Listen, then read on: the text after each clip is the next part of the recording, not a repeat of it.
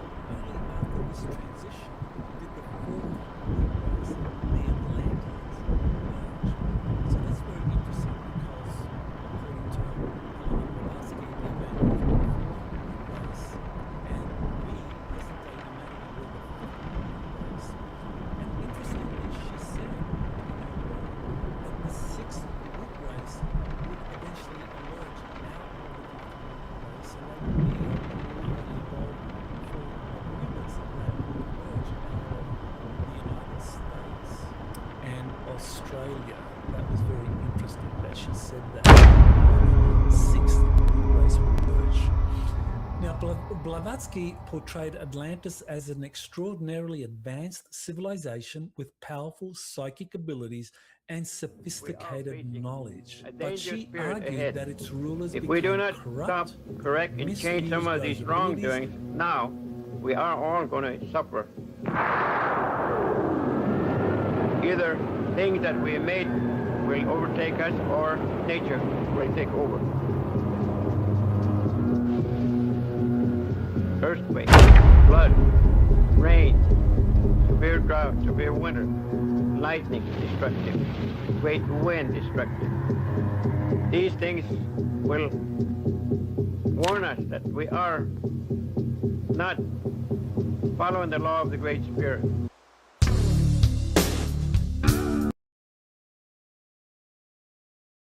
And triggered a cataclysm that destroyed the continent roughly 11,500 years ago. And we know that's the correct date, or pretty close to it, because we know from ice records that around 11,600 or 500 years ago, there was a dramatic increase in global temperature, which corresponded with the melting of the ice sheets all over North America and Europe, and that led to a dramatic rise in sea levels. And of course, that would account for the Great Flood that happened all around the world. So according to her writings, survivors scattered across the world carrying fragments of Atlantean knowledge into civilizations such as ancient Egypt and the Americas. Whether you see it as mythology, occult philosophy, or one of history's most influential pseudo-historical narratives, Blavatsky's version of Lemuria and Atlantis remains one of the strangest origin stories ever written.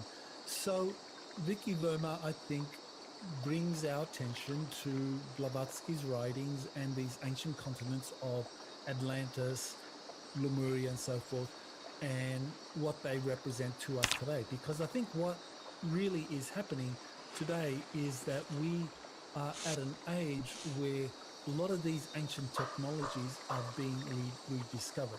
Now, there are others that talk about Atlantis. So there were other psychics, such as Edgar Casey, who talked about the incredible technologies developed by the Atlanteans and their advanced psychic abilities before corruption, etc., set in and it all collapsed in a tragic end that was first described by Plato. And Plato interested in Atlantis was because what the Atlanteans had was something the other civilizations didn't have, was that the Atlanteans had these advanced psychic abilities. And even though other civilizations had some psychic abilities like telepathy, the Atlanteans had telekinesis, teleportation, clairaudience, and all of those other things that really stood out and made them a very attractive prospect for the Galactic Federation. And this could be why the Atlantean civilization is undermined. Some of the theories from those that have looked at the Edgar Cayce material say that the sons of Belial were in fact the Draconians who set out to sabotage the Atlantean civilization because it was too dangerous, because Atlantis was able to blend advanced technologies with psychic abilities that superseded anything that the Draconians had. So the last thing the Draconians wanted was a powerful Atlantean presence in the galaxy, working with the Galactic Federation group leaders, liberating Draconian worlds of their oppressive system. So they came and they sabotaged Atlantis. So it's been nearly 12,000 years. We've gone outside is the modern day emergence of Atlantis, which is why it is ground zero for the efforts by the deep state Draconians to destroy the United States, because they do not want another Atlantis. But, of course, another Atlantis is inevitable because the collective consciousness of humanity is rising. Attempts to embroil the United States in a third world war are not going to succeed, because even though the United States is embroiled in these conflicts in Iran, funding the Ukrainians in a war against Russia, behind the scenes, Russia, the United States and China are collaborating in setting up joint space. Now, one of the very interesting came from the Alex Collier material, and he said when the grey extraterrestrials arrived on Earth, they began interfering with our timelines, which meant that the greys could go back in human timelines and start impacting things by influencing certain events. And so that's why they're able to kind of come in and have a kind of like outsized influence on human civilization. But if you go back far enough in human history, they hit this wall, a timeline wall, if you like, which was ancient Atlantis. The Greys could not interfere in Atlantis. So that's very, very interesting that they couldn't go back. All right, so here is one of the shorts I did based on one of the, I think it was my last week in review, where I talked about JP being stationed at Eglin Air Force Base as part of this 7th Special Forces Group, and he described a mission to an underground Nordic extraterrestrial spaceport that extends under Eglin Air Force Base and into the Florida Panhandle. So what we're going to do is play for that video for you right now. First time JP mentioned Eglin. Now what is really noteworthy was that back at that time in 2023, JP was still in active service with the US Army, serving with the Army's 7th Special Forces Group, which is actually stationed Eglin Air Force Base. And so there you have confirmation that there is a lot happening at Eglin Air Force Base, not just with the covert programs being run there by the US Air Force, but also from this underground spaceport, which belongs to this Nordic human-looking extraterrestrial civilization. So that's important because JP is now able to reveal more details about his missions. He's been given the green light by his handlers. He still has military handlers because he has so much sensitive information, and they are protecting him from those within the deep state that want to prevent these kinds of disclosures from coming forward. And this is important because we know now that this underground Nordic spaceport that he went to as part of his 10-man mission was actually underneath an area of the Florida Panhandle that included Eglin Air Force Base, which is where JP was stationed back in 2023 when he went to this mission. So the link is there for you to watch the entire update that JP did on his YouTube channel. All right, so here's my final story where I talk about one of the channeled messages from the Pleiadians on the Galactic Federation of Light Station, the GFL station, which I found to be inspiring and very accurate. Now, channeled information, I think you have to be very discerning. Not all channeled information is good. I've been studying channeled information from multiple sources since 2001.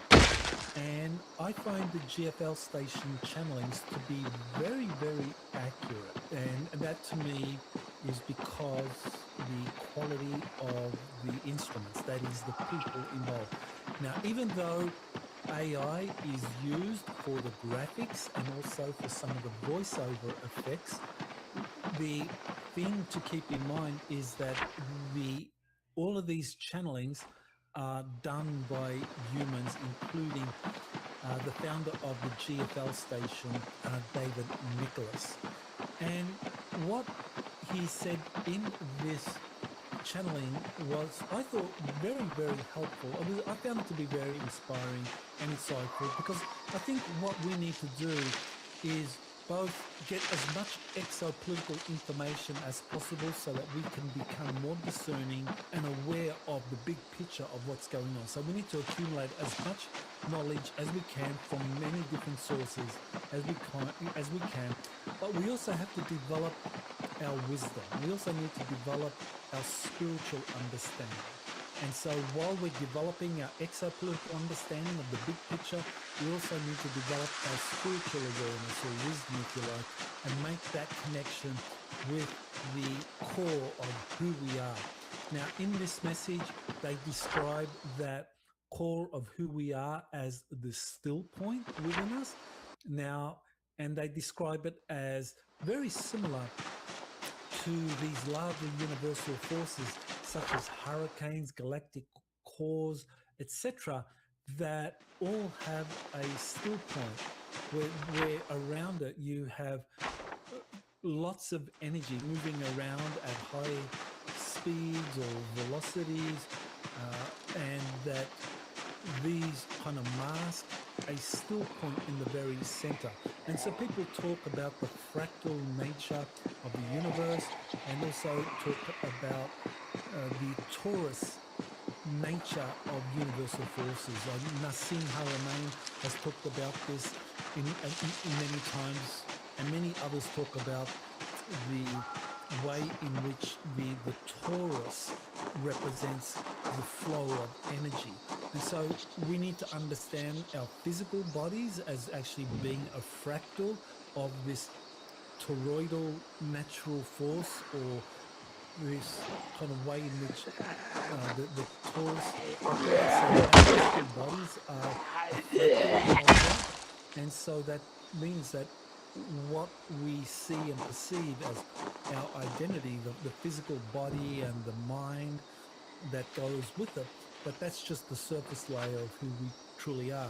And that within us, we have this still point. And as we connect with that still point, what Dr. David Clements calls the infinite still point, we're able to access our true power. And that once we're able to do that, once we access our true power, which we can call the infinite still point, we can call it our higher self, the I am presence, the Christ consciousness, whatever name you want to give it. That's where we step into our true power. And this is where I find the GFL station communications to be very helpful. They've called that the true first contact. Now, we think of first contact as first contact with these benign extraterrestrials or any extraterrestrials, really. But true first contact, according to the GFL station, is when we make contact with the still point within, with the soul, the I am presence, the soul consciousness, Christ consciousness, whatever you want to call it. That is first contact. And once you've made that, then contact with these benign, advanced, ethical, extraterrestrial civilizations becomes inevitable. And I do agree with that. I think that is exactly the way it happens. So definitely, if you are not a subscriber to the GFL station, they do a kind of like 8-minute, 10-minute teaser on their YouTube channel, and they also have a Patreon channel where you pay a subscription fee, but it is definitely worth it. So I would recommend your subscribing to that. All right, so now I want to finish off with the announcement that I am going to be doing another webinar on August 8th. So August 8th, the Lionsgate. So that webinar is going to be with two guests. We're going to have Jorge Pabon, JP, and also Michael from Conflict Radio. And we are going to be discussing all of the data about what lies underneath Green Mountain. There's a giant spaceport under there that has these Nordic extraterrestrials working with US Space Command, who have set up a multinational training program to fly fleets of flying saucer craft that are going to be announced sometime in 2027 when this new budget is announced, and they're going to come up with this idea that all of this has been secretly developed out of bases like Green Mountain, and Green Mountain is adjacent to Huntsville, and Huntsville is where you have all the major aerospace corporations, Lockheed, General Dynamics, BAE Systems, Boeing and so forth, all those this is where they're going to make a announcement that these fleets of space, gravity spacecraft having developed Space Force and be deployed by Space Force and this is all going to happen right now. So you can get the heads up on all that in this webinar on August 8th. Patreon members get a discount to the webinar, or if you're not a Patreon member, then you can do it as a one-off by going to the extraterrestrials.org website and going there and signing up. So there you have it. So I hope you're able to attend that webinar on August 8th. So that's it for this week in review. Thank you for watching, and I look forward to talking to you next week. Aloha. You have been listening to Exopolitics Today with Dr. Michael Salla. Please remember to like, share, and subscribe to this channel. Join or start a conversation in the comments. Take the time to explore the vast library of best-selling books, webinars, and podcasts by Dr. Salla. Visit exopoliticstoday.com.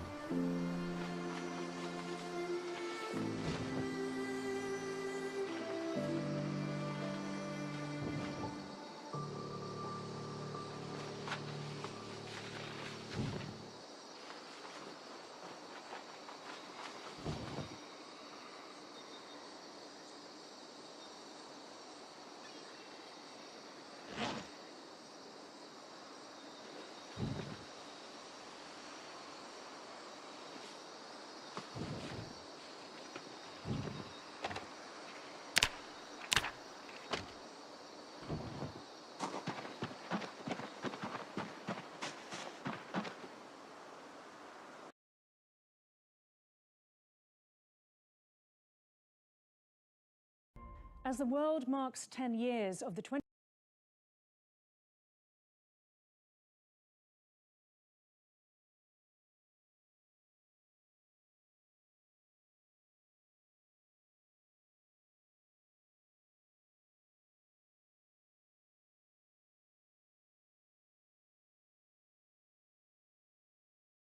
Okay, let's start. Number 1. Actun Tuna Ship. You're wading through cold, waist-deep water into the mouth of a limestone cave in the Tapir Mountain Reserve of Belize, headlamp cutting a narrow beam through total darkness. The name translates to Cave of the Stone Sepulchre, and it earns that name a half-mile in, past a boulder-choked passage and an underground river you have to swim, in a chamber the ancient Maya believed was a physical entrance to Xibalba, the underworld.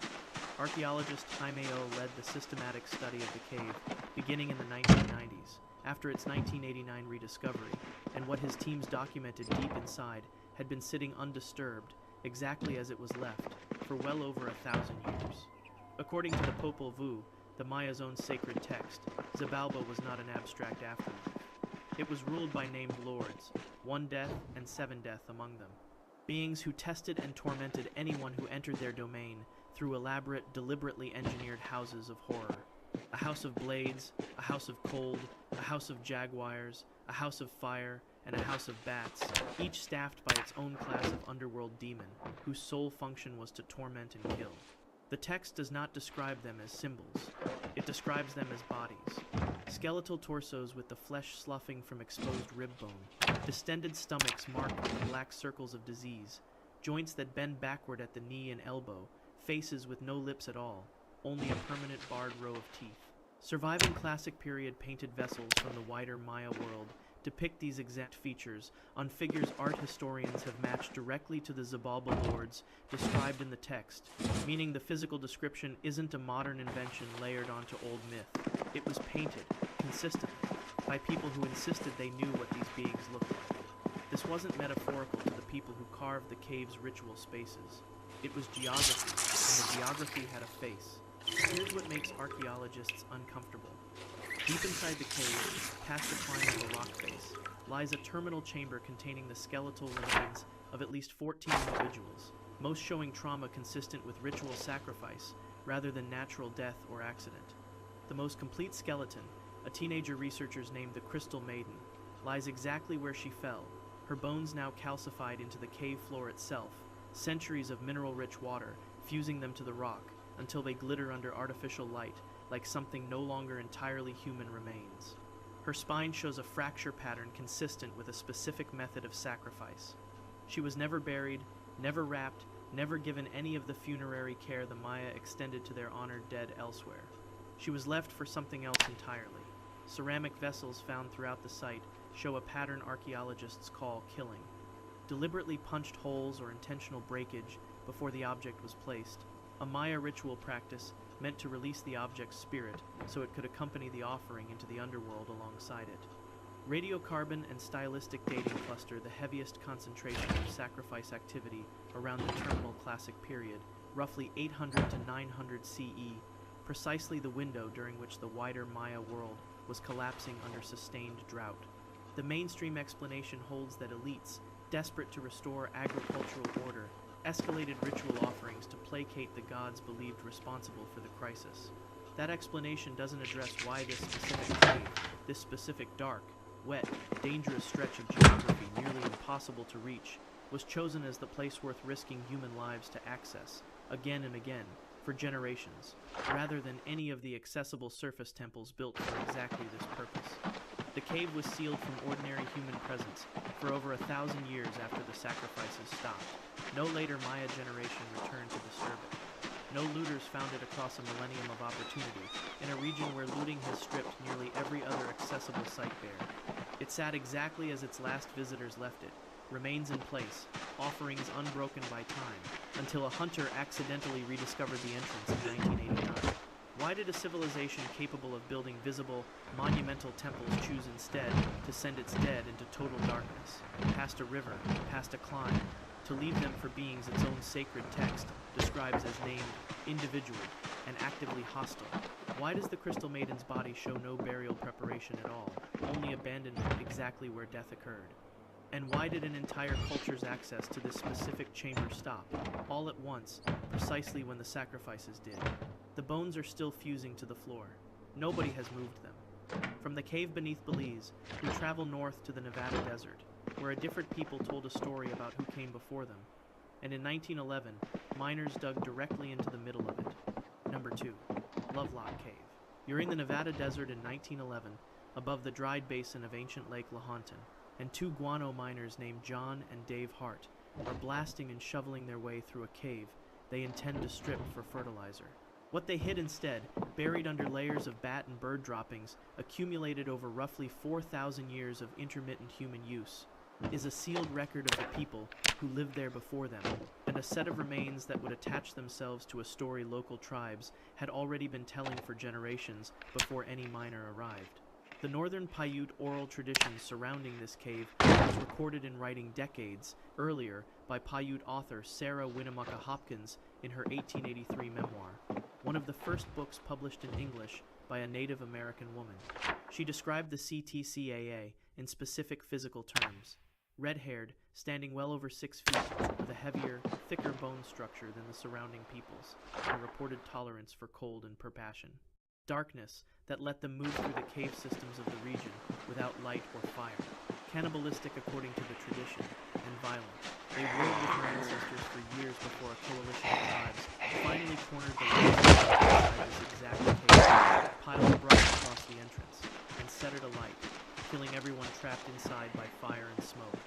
Winnemucca's family and community treated this not as folklore, but as literal tribal history, a specific named event, with a specific physical description of the people involved, tied to a specific place.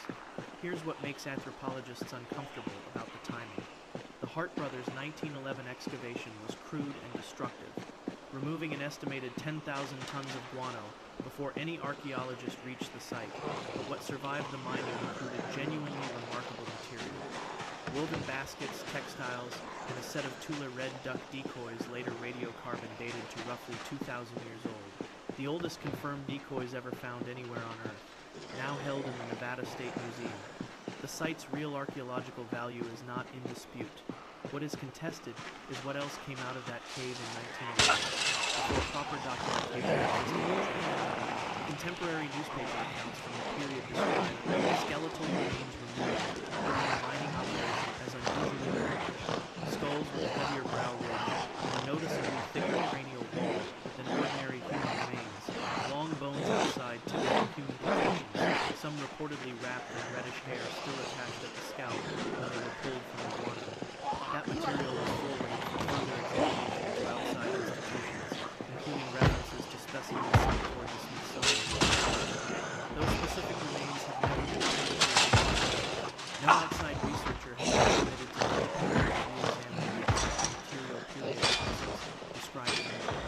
What sits in accessible Nevada collections today is a different, smaller set of bones entirely, and no public record explains where the rest of what left that cave in 1911 actually went. The cave's geography adds a detail rarely mentioned outside specialist literature. Lovelock Cave sits at the edge of what was, thousands of years ago, the shoreline of Lake Lahontan, a vast Ice Age inland sea covering much of present-day Nevada that has since evaporated down to the much smaller Humboldt Sink, leaving the cave mouth stranded well above any modern water source, high and dry above a landscape that used to be a coastline.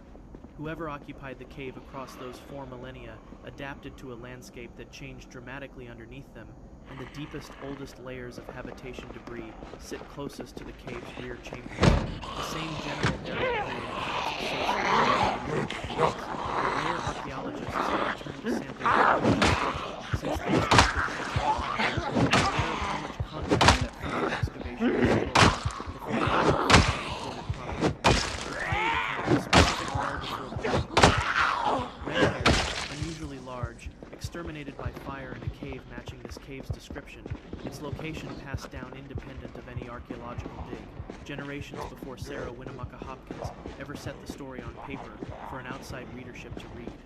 Why would an oral tradition specify unusual size and hair color for a people it claims to have wiped out, details with no obvious symbolic purpose as if it were pure invention?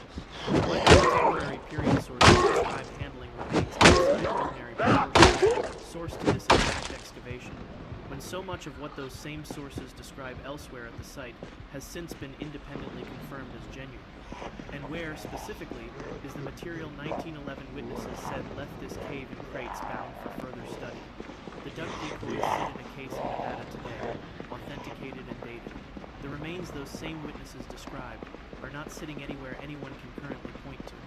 From the desert cave in Nevada, we travel south to the Ecuadorian Amazon, to a cave system indigenous shamans have restricted for generations, and where the search for what's inside once included an actual astronaut. Number 3. Cuva de los Tallos.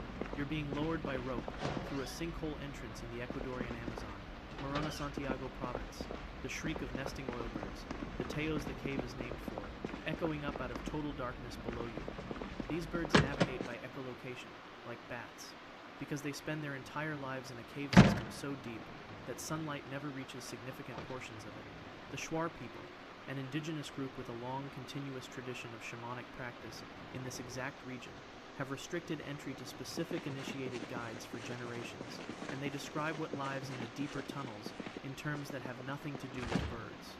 In 1969, Hungarian-Argentine explorer Juan Morex filed a formal legal claim with the Ecuadorian government asserting he pras. He had located a vast underground tunnel network inside the cave system containing what he described as a metal library, engraved plates and tablets, arranged with clear intentional structure, a filing that is real and remains on public record in Ecuador regardless of what anyone believes about its contents. Swiss author Erich von Daniken popularized Morex's claim internationally in his 1973 book, Gold of the Gods, presenting photographs and interview material suggesting the tunnels showed a geometric regularity inconsistent with natural cave formation, and floated the possibility of non-human construction. The claim detonated into a media sensation. Here's what makes researchers uncomfortable, in two directions at once. Von Daniken admitted in a 1973 interview with the German magazine Stern that he had not personally entered the exact tunnels shown in his own book's photographs. Skeptics seized on that admission as the end of the entire story, proof the whole claim was theater. It wasn't, because in 1976, a large, seriously funded caving expedition actually happened, jointly organized by British and Ecuadorian teams, backed by the British Speleological Expeditionary Society and elements of the Ecuadorian military. Independent of Morex or von Daniken entirely, organizer Stan Hall invited a very specific honorary expedition leader, and astronaut Neil Armstrong accepted, a detail confirmed in expedition records and contemporary press coverage from the period, not a rumor attached after the fact. Nobody recruits a man who had personally stood on the surface of the moon to co-lead a tour of an empty cave. That expedition mapped kilometers of genuine cave system, confirmed the oilbird colonies, and cataloged pottery and ceramic fragments consistent with earlier indigenous use of the upper chambers.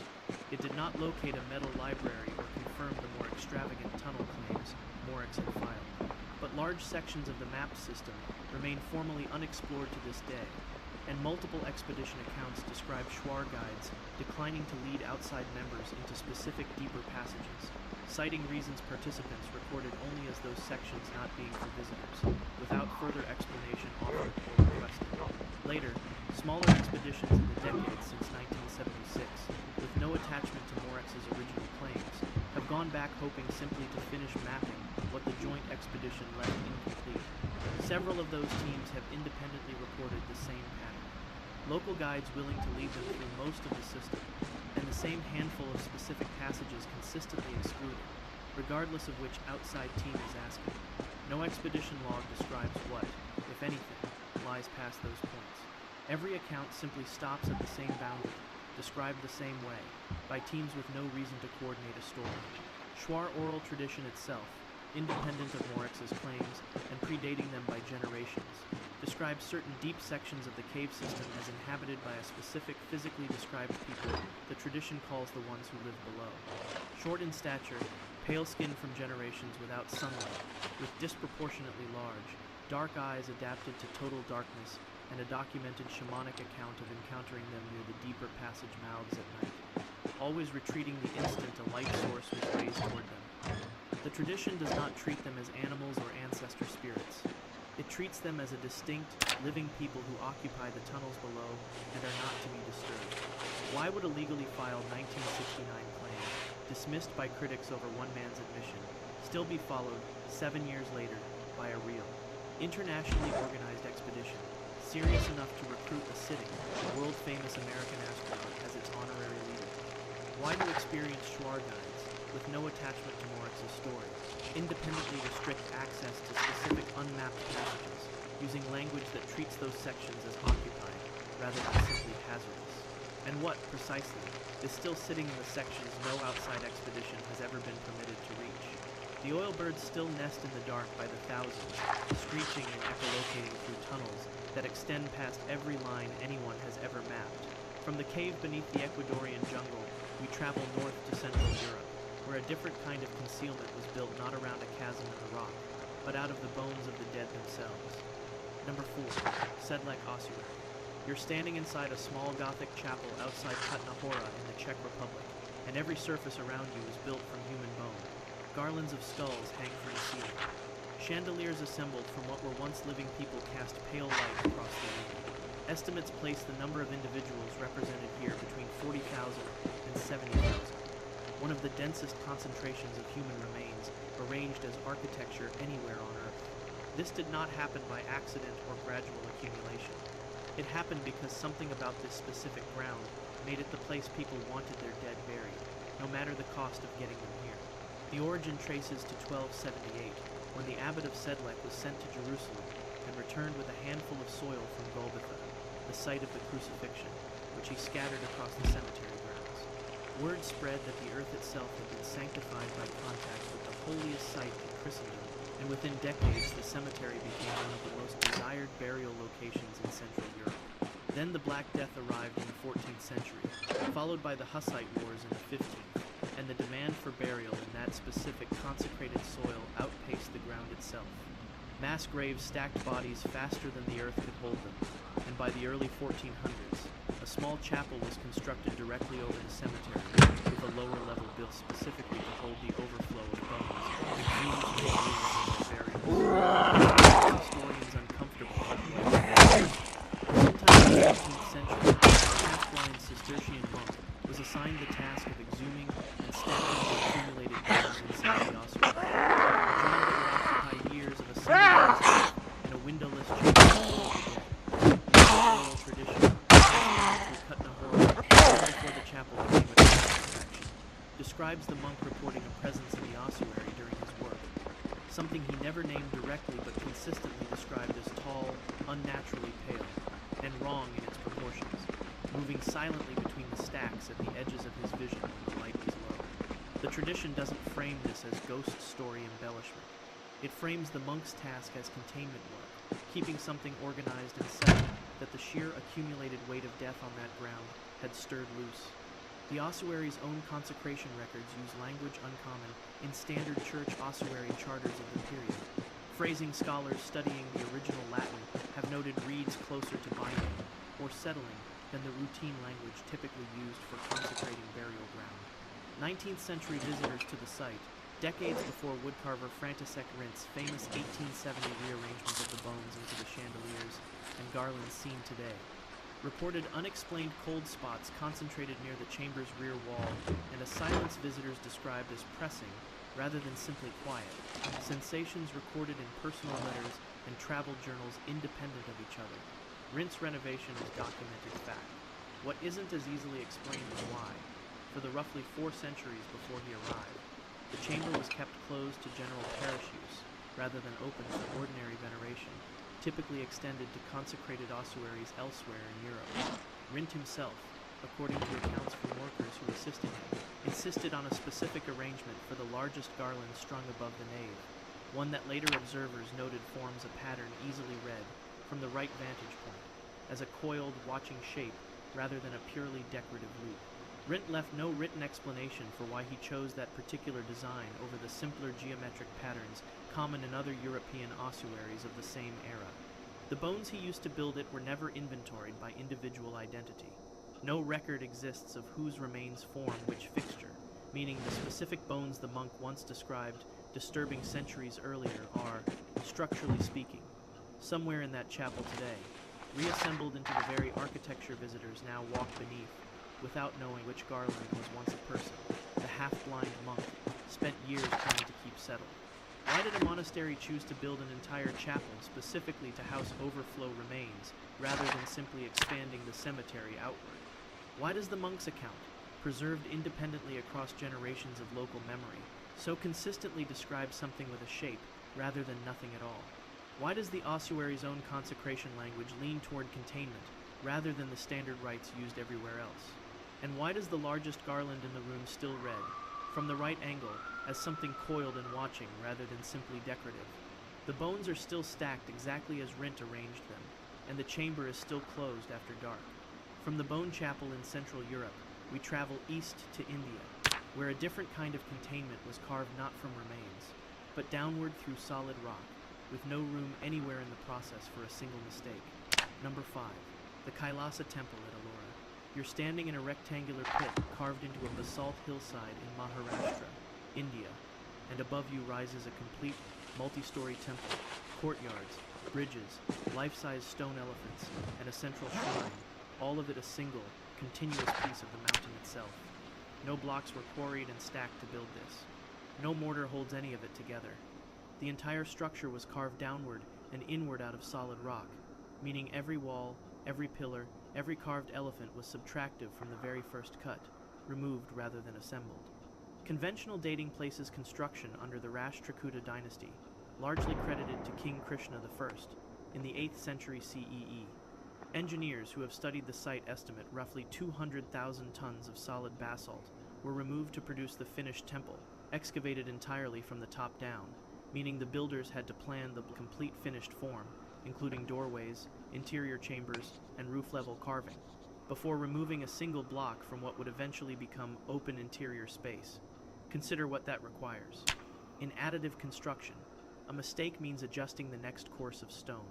Here, a miscalculated cut removes material that cannot be put back.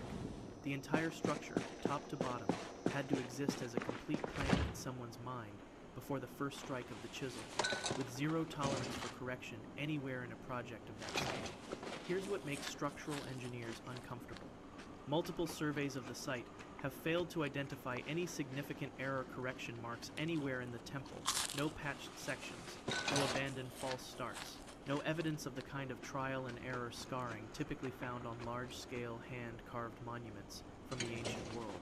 For a project removing 200,000 tons of rock with Iron Age hand tools over a construction period modern estimates place at multiple generations, the absence of visible correction across the entire structure has no comfortable explanation within standard two-land labor models.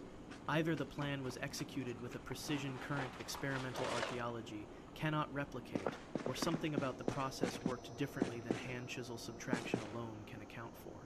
The temple's foundational carvings aren't incidental. The entire structure is explicitly modeled on Mount Kailash itself, the real Himalayan peak sacred across multiple traditions, and its bas reliefs depict the 10-headed demon king Ravana attempting to lift the mountain in a fit of rage, only to be pinned beneath its shifting weight by Shiva's downward pressure until Ravana relents and is released. This is not a myth about defeating and destroying a non-human being. It's a myth about physically containing one beneath solid stone, using overwhelming weight as the mechanism, carved into the exact foundation of a temple built using the same principle of removing rather than adding material. Guardian Yaksha figures positioned at key structural points throughout the temple show proportions inconsistent with any human reference, elongated torsos, disproportionate limbs, and facial features multiple art historians have described as deliberately unsettling rather than stylized.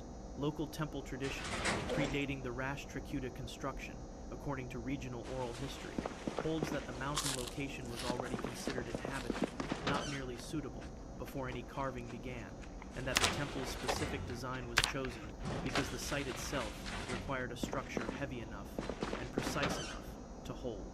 The Ellora cave complex surrounding Kailasa contains more than 30 additional rock-cut monuments, Buddhist, Hindu, and Jain, carved across several centuries by different traditions working the same hillside. Kailasa's excavation cuts directly through material shared with several neighboring caves, meaning the builders had to account for the structural integrity of monuments that weren't theirs while removing 200,000 tons of surrounding rock, a level of coordinated planning across religious lines that has no clean administrative explanation in the historical record of the period. Some sections of the temple's upper galleries, accessible only by narrow internal stairways, remain closed to general visitors today, officially for structural preservation, though site conservators have never published a specific engineering report identifying which load-bearing concern justifies the restriction over any other section of the exposed structure. Why does a civilization with Iron Age tools achieve a zero margin for error carving project at a scale modern engineers still study for its precision without a single documented failed attempt anywhere nearby? Why is the temple's central myth specifically about pinning a multi-headed non-human king beneath stone rather than defeating him outright? And why did local tradition insist the site was already inhabited before the first cut was made? The temple still stands exactly where the mountain used to be, hollowed from the inside, holding its shape.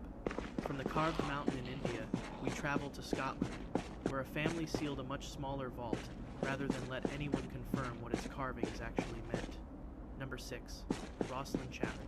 You're standing inside the nave of a small collegiate chapel outside Edinburgh, Scotland, looking up at a ceiling covered in stone carvings so dense that no two visitors seem to notice the same details first.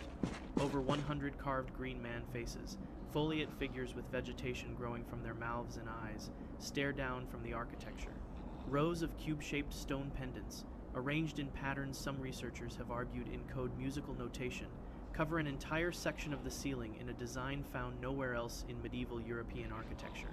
William Sinclair began construction in 1446, and by the time it was finished, the chapel's carvers had covered nearly every surface with imagery that has never been fully catalogued to universal agreement, let alone explained. Here's what makes botanists uncomfortable. Among the dense plant carvings covering the interior, several have been identified by specialists as depictions of maize, the corn plant native exclusively to the Americas, and what appears to be aloe cactus, another plant with no documented presence in Europe before contact with the New World. Christopher Columbus's first voyage didn't reach the Americas until 1492, decades after Rosslyn's construction began, and after most of its interior carving was reportedly complete under the mainstream timeline. Conventional explanations range from misidentified European plant species to speculative claims of undocumented pre-Columbian transatlantic contact by the Sinclair family or their associates. Neither explanation has achieved consensus. The carvings remain on the ceiling regardless of which explanation anyone prefers.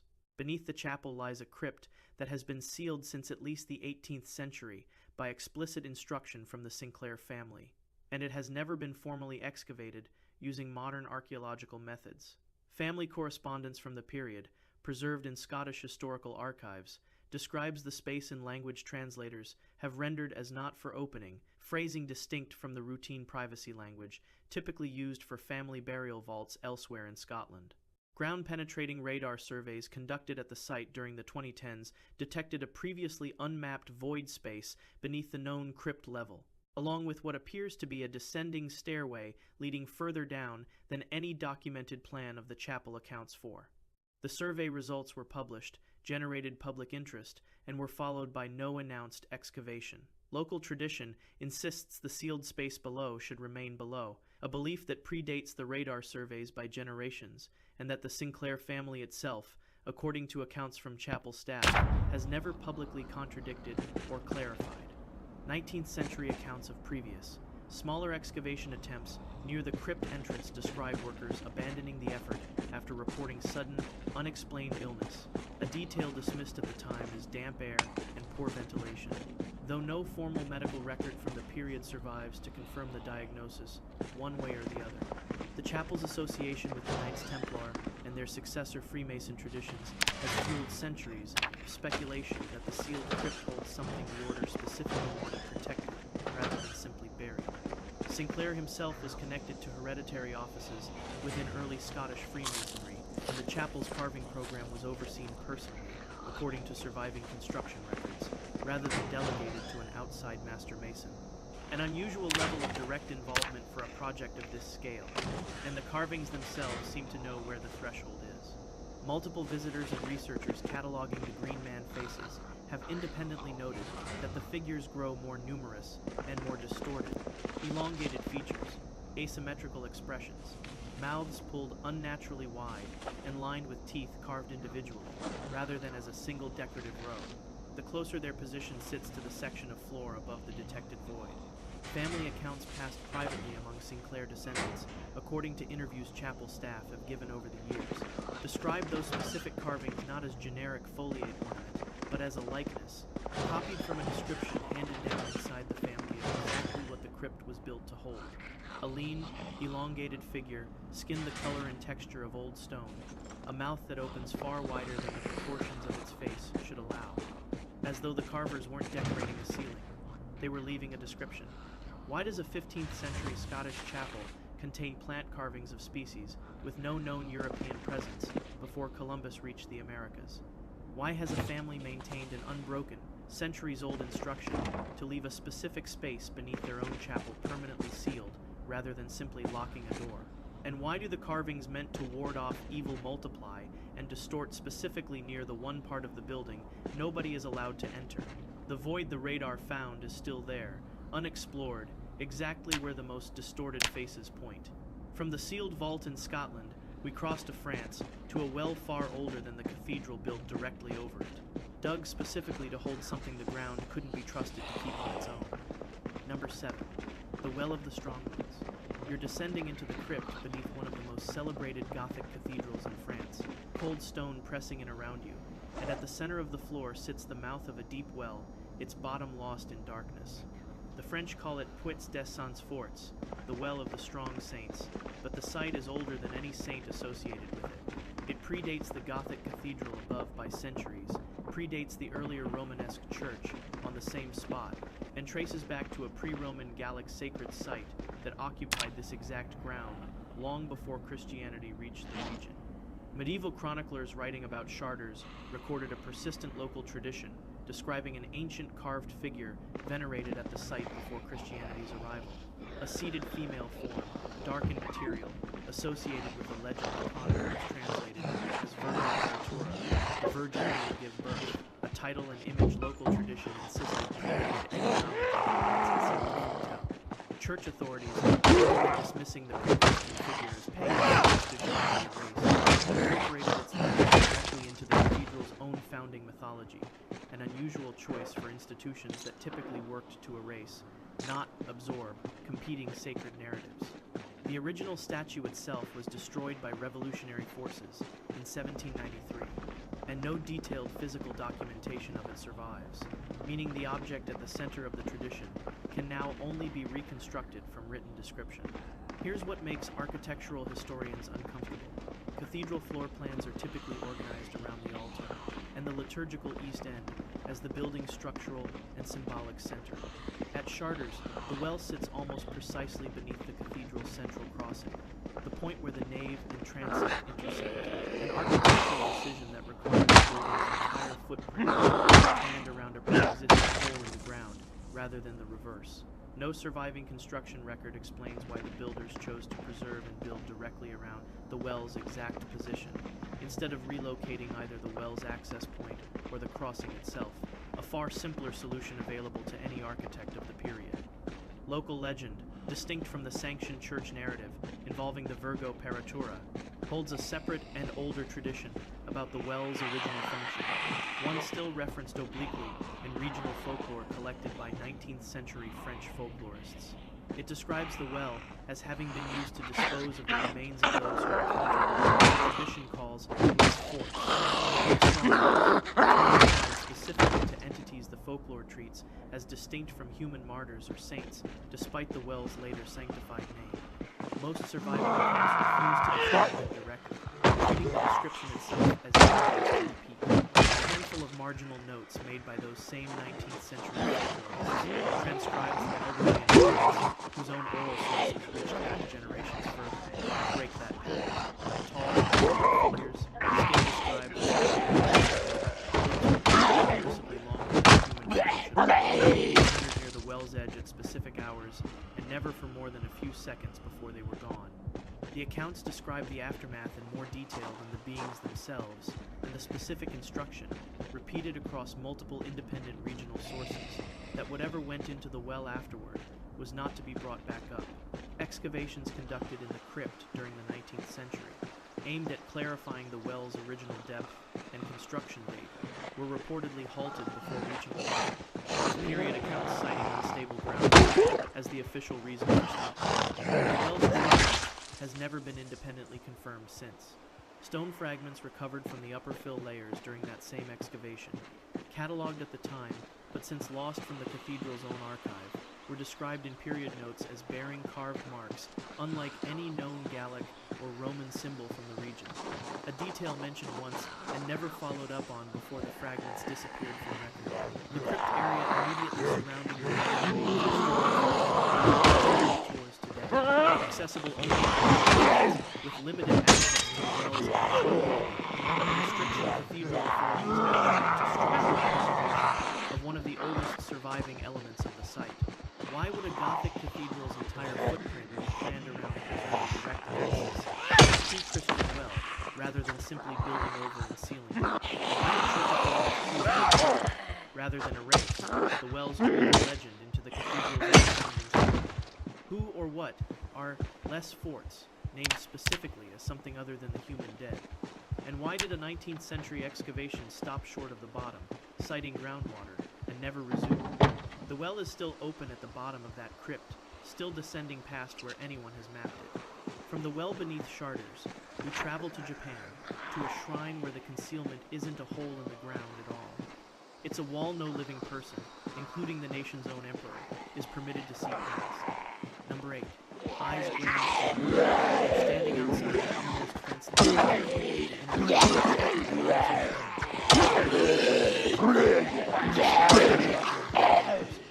Not even the reigning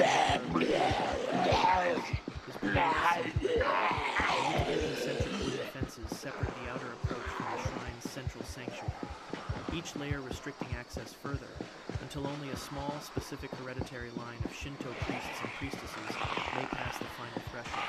The shrine is dedicated to Amaterasu, the sun deity central to Shinto tradition, described within that tradition not as an abstract symbol, but as a being who descended to establish the imperial line directly, a non-human origin built explicitly into the foundation of the country's oldest continuous institution.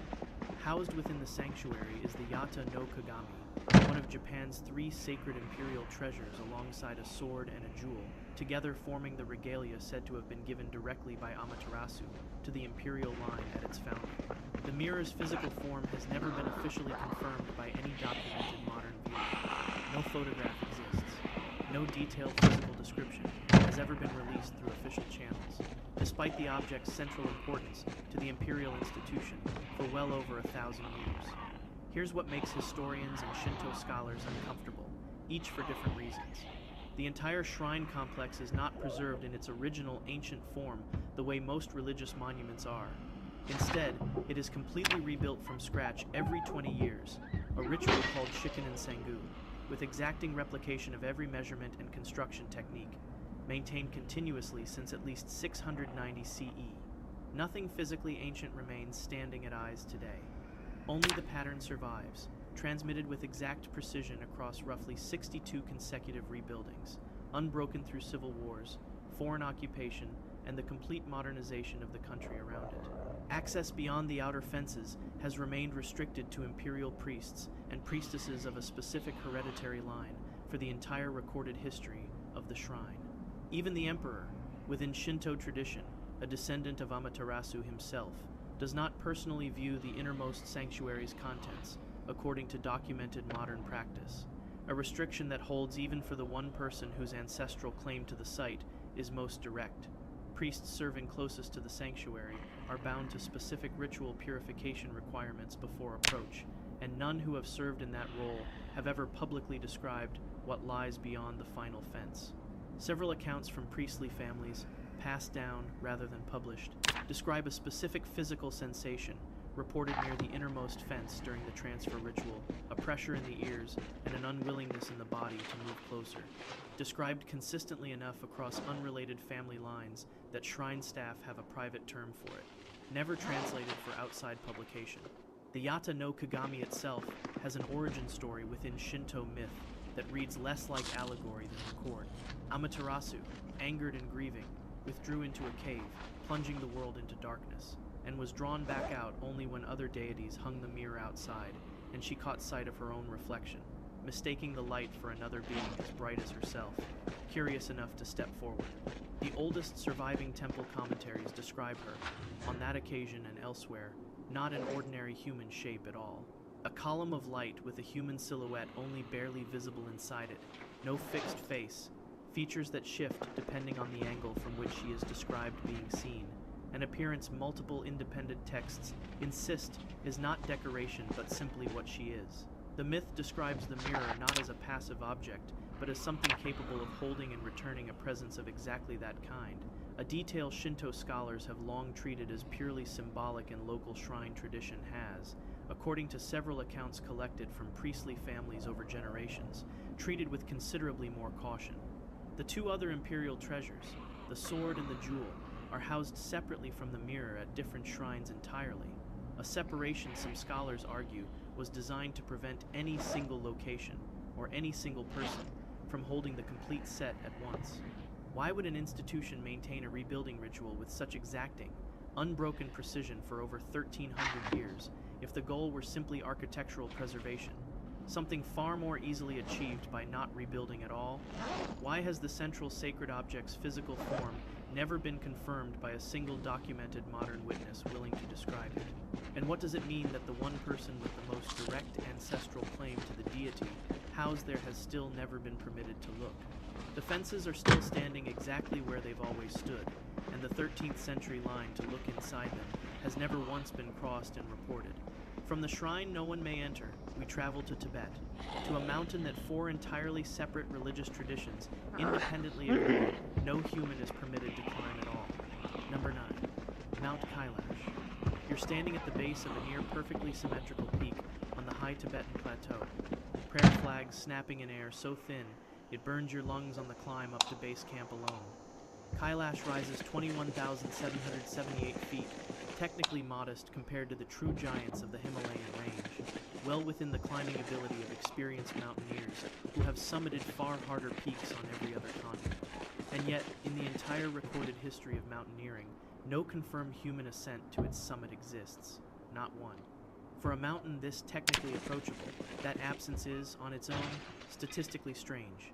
Here's what makes religious historians uncomfortable in a very specific way. Kailash is considered sacred, simultaneously and independently, by four entirely separate religious traditions. Hinduism, which venerates it as the literal abode of Shiva Buddhism, which associates it with the deity Demchok. Jainism, which reveres it as the site where the first Jain spiritual teacher achieved liberation, and the indigenous Bon tradition of Tibet, which holds it sacred independent of any of the other three. These traditions share no common origin, developed across different centuries and regions, and disagree on nearly everything else about the divine.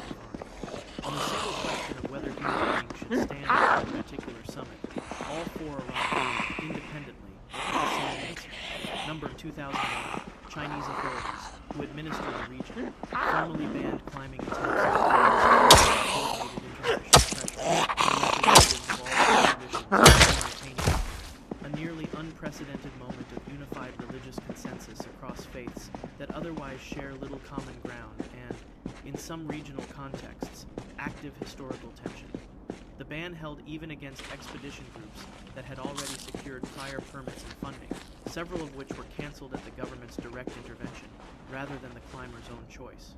The mountain's physical geometry has drawn its own separate scrutiny.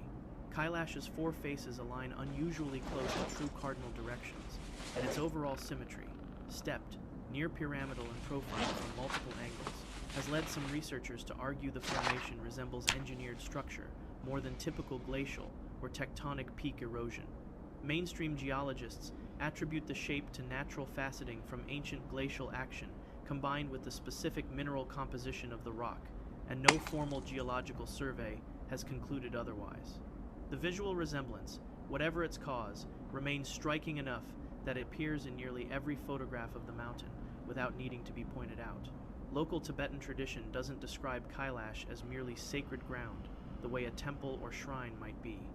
It describes the mountain as inhabited, actively, in the present tense, not a historical dwelling place but a current one, and warns specifically that anyone reaching the summit would return changed, if they returned at all. The mountain sits within a broader landscape tradition, treats as equally significant, ringed by 4 rivers considered the sources of some of Asia's major waterways, and by Lake Manasaravar, the highest freshwater lake of its size on Earth, itself considered a mirror to the mountain's sacred function, rather than a separate feature. Pilgrims from all 4 traditions perform a ritual circuit around the base of Kailash, rather than attempting the summit, a 32-mile trek some devout practitioners complete through repeated full-body prostrations across the entire distance. That intensity of ritual circling rather than ascent is itself unusual. Most sacred mountains eventually accumulate some sanctioned form of summit pilgrimage. Kailash never has. Not in any tradition, at any point in its recorded religious history. Several 20th century expeditions, composed of experienced climbers who had successfully summited comparable or harder peaks elsewhere, independently abandoned their attempts on Kailash well below the top. They cited disorientation, altered perception of time, and physical distress. Climbing physiologists, reviewing the accounts afterward, could not attribute the symptoms to the route's actual technical difficulty or altitude alone, given how routinely climbers manage equivalent conditions elsewhere without incident.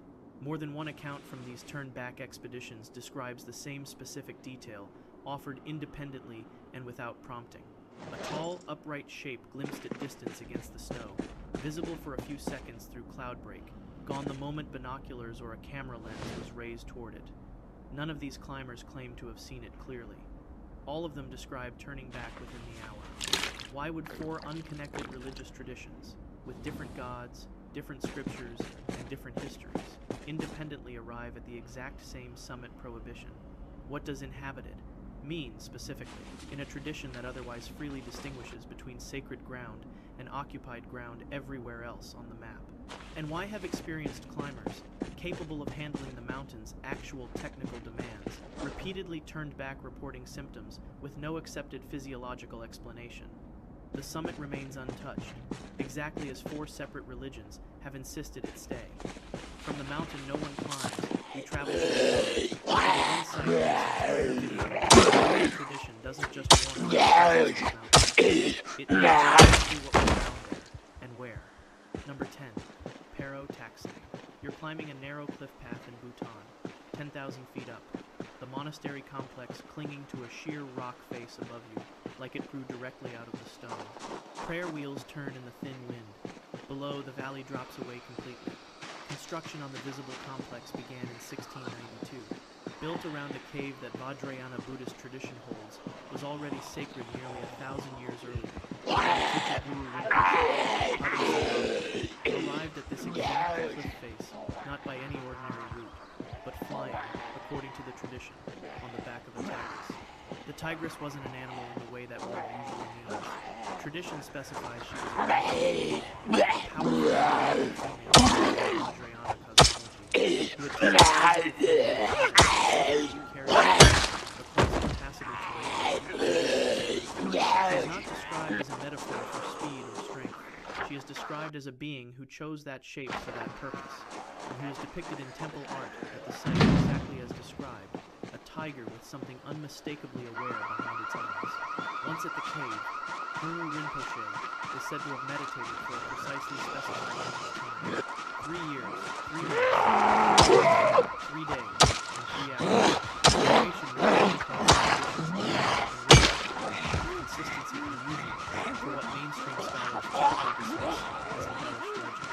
The purpose of that meditation, according to the same tradition, was to subdue a group of local demons actively hostile to the entities the tradition describes in specific physical terms and depicts consistently the complex's own type of unity.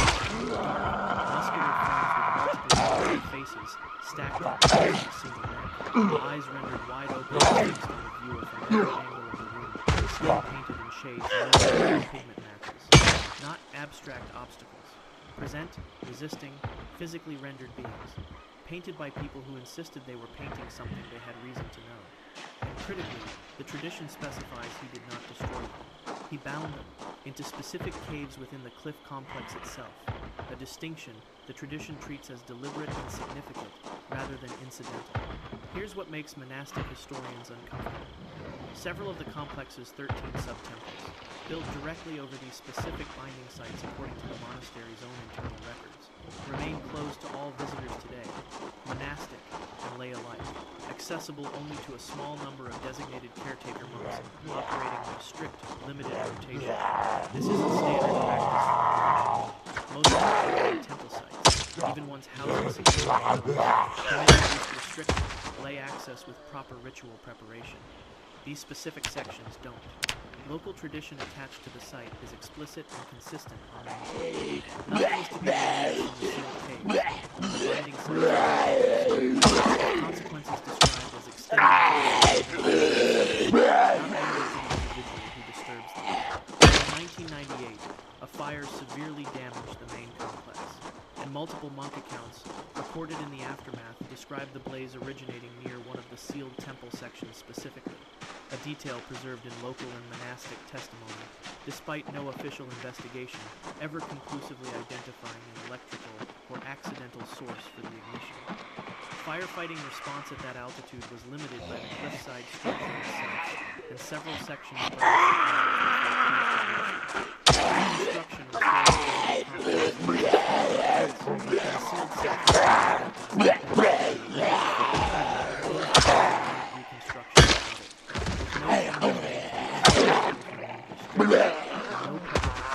reconstruction crews destroyed what, if any, was found inside the damaged, sealed sections before they were closed again. Why does a tradition spanning over 1,000 years insist so consistently, across independent regional and monastic sources, that specific beings were bound rather than destroyed at this exact cliff? Why did the closed sub-temples map directly onto the location's tradition names as binding sites, restricted even to most monks living at the monastery itself?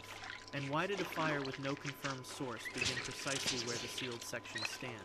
The cliff is still there, the prayer wheels still turn, and the cave's tradition says hold something bound rather than gone or still closed behind doors. Only a handful of caretakers are trusted to pass. 10 holy sites, 10 separate traditions spanning every inhabited continent, and the same pattern under every one of them. Not decay, not superstition, not coincidence, but something bound, sealed, or kept out of reach on purpose, by people who had every reason to know exactly what they were protecting the rest of us from. If this pattern followed your site the way it followed us, subscribe so you don't miss what we find next. Like this video if you think the official explanations have more locked doors than any textbook admits, and drop a comment telling us where in the world you're watching from.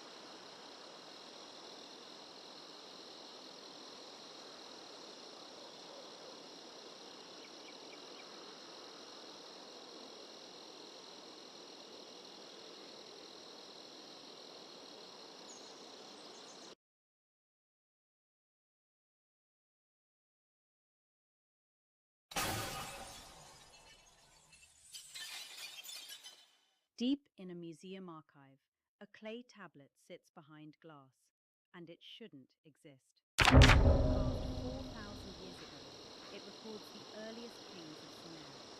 But according to this official document, certain rulers on this list governed for 18,000 years, 36,000 years, and even 64,000 years. The inscription reads, "When kingship was lowered from heaven, kingship was in Eridu." Lowered from heaven. And this tablet is not alone. Across the ancient world, thousands of similar records describe the same impossible claim. Beings who descended from the sky, shaped the face of humanity, lived among mortals, and then moved on. Welcome to Splinters of Time.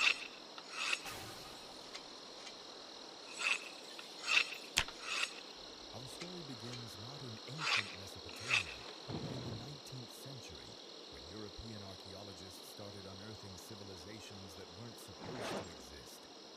1849, on the banks of the Tigris River, modern-day Iraq. British archaeologist Austin Henry Layard discovers the ruins of Nineveh, the legendary capital of the Assyrian Empire. But what he found inside changed everything we thought we knew about human history. In the palace of King Ashurbanipal, Layard discovered something extraordinary. A library. Not just any library, the first library we know of in human history. Inside, over 25,000 clay tablets. These weren't just administrative records or tax documents. These were stories, epics, creation myths, astronomical charts, medical texts, and they were written in languages that had been dead for thousands of years. As settlers began translating these tablets, they made a shocking discovery: the Epic of Gilgamesh, a flood story nearly identical to Noah's Ark, but written 1,000 years before the Bible. Creation myths describing humanity formed from clay, centuries before Genesis. Stories of gods descending from heaven, creating humans to serve them.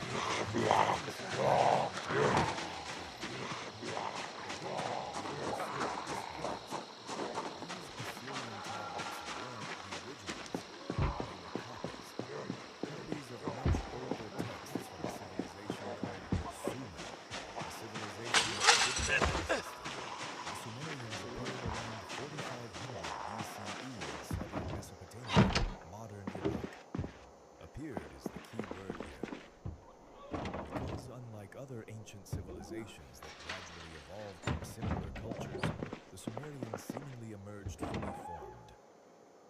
Overnight, historically speaking, they had the first written language, the first scripts, the first legal codes, advanced mathematics, and the number 60 still used today for time, sophisticated astronomy, advanced metallurgy, and urban planning with sewage systems.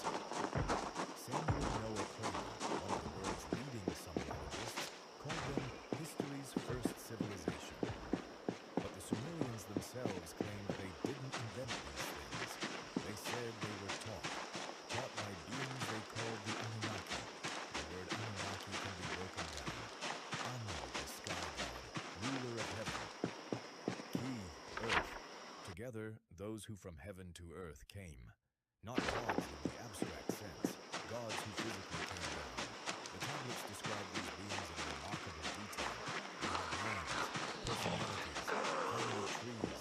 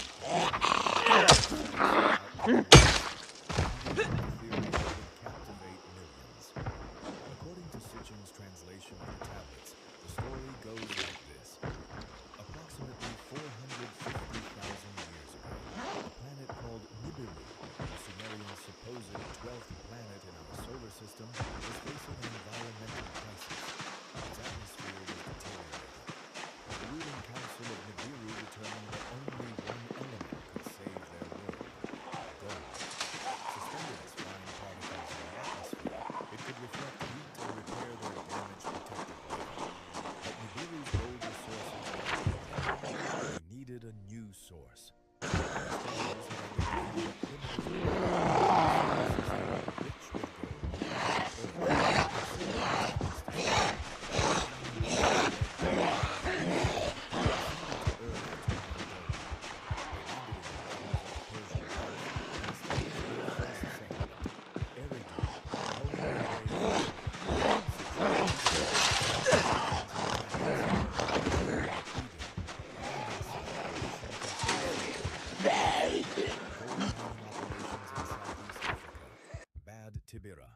Metallurgical Center, Sipar, Spaceport. The tablets describe how the Anunnaki established these settlements, created a network of cities, and began the arduous work of extracting gold from Earth's crust. Here's the Atlantis epic, the oldest Mesopotamian text, describes what Sitchin called the Great Mutiny. The Anunnaki workers, toiling in the gold mines under brutal conditions, revolted.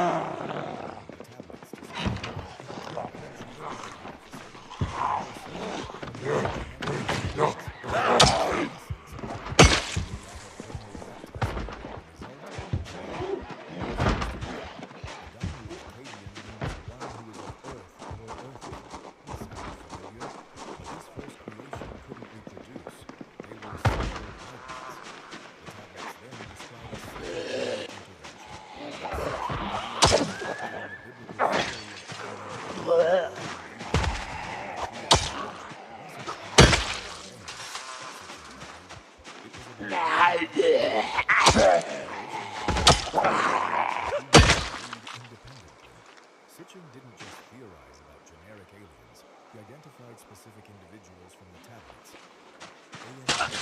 Ruler of Nibiru, king of the Anunnaki. Enki, also called Ea, firstborn son of Anu, chief scientist, creator of humanity. Called Ptah in Egypt, Prometheus in Greek mythology. Described as humanity's protector and teacher. Enlil, second son of Anu, but heir to the throne due to succession rights. Commander of Earth mission. Viewed humans as a mistake, wanted them destroyed. Ninhursag, also called Ninmah, chief medical officer, half-sister to Enki and Enlil. Worked with Enki to create humanity.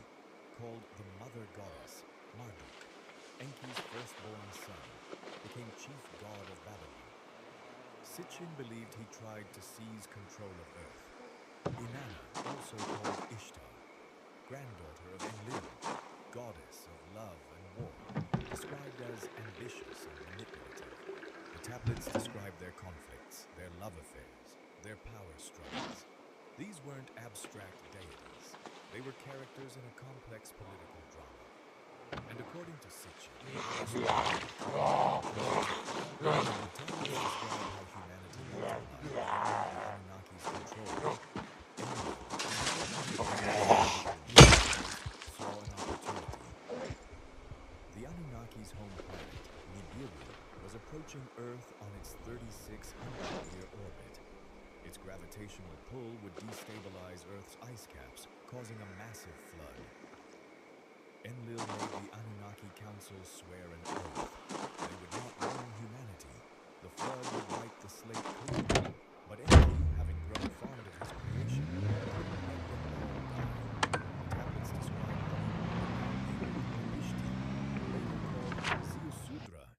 Sumerian, Atrahasis in Akkadian,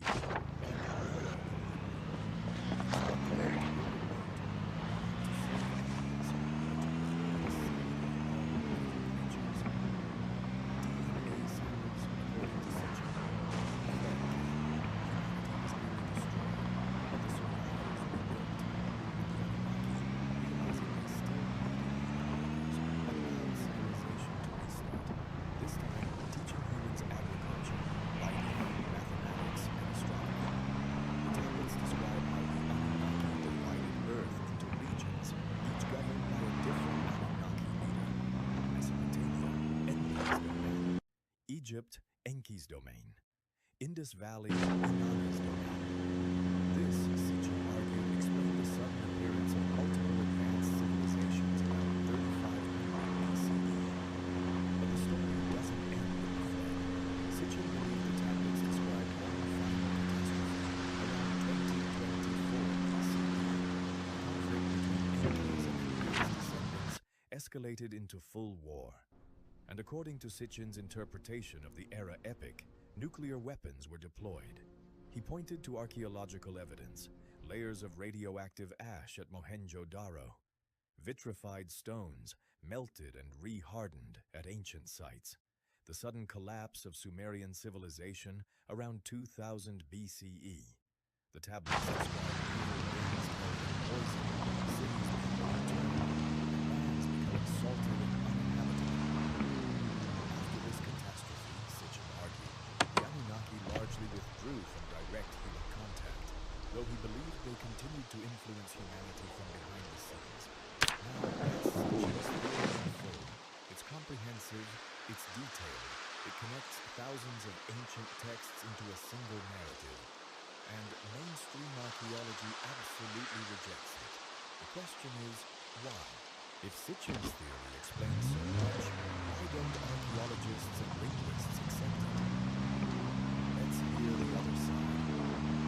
The most serious criticism of Sitchin's work comes from professional Assyriologists, scholars who dedicate their careers to studying ancient Mesopotamian languages. Dr. Michael Heiser, who holds a PhD in Hebrew Bible and Semitic languages, has extensively documented what he calls Sitchin's translation errors. According to Heiser and other scholars, first, Nibiru isn't a planet. The Akkadian word Nibiru appears in astronomical texts, but scholars translate it as crossing point or fairy, referring to Jupiter, an unknown 12th planet. There is no ancient text that describes Nibiru as Sitchin claims. Second, the Anunnaki were gods, not astronauts. Those who from heaven to earth came is Sitchin's translation.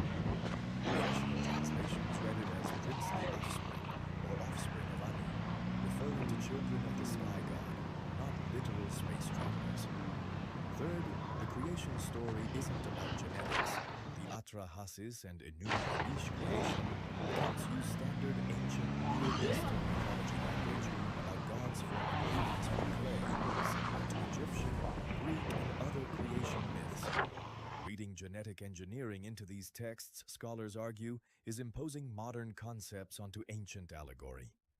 Dr. Heiser states, Sitchin's work requires you to believe that he could translate Sumerian better than scholars who've spent 40 years studying nothing but these languages. That's not scholarship. That's wishful thinking. Beyond translation issues, astronomers have problems with Sitchin's theory. If a planet the size Sitchin described existed in our solar system with a 3,600-year orbit, we would have detected it by now with modern telescopes. Its gravitational influence would have disrupted other planetary orbits. Its approach would cause measurable effects in the NASA astronomer David Morrison claims of a planet on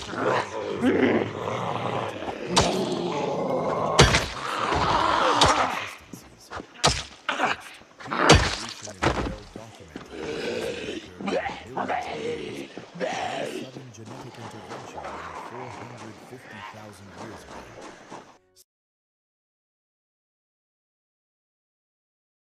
Second, ecological processes. Multiple attempts at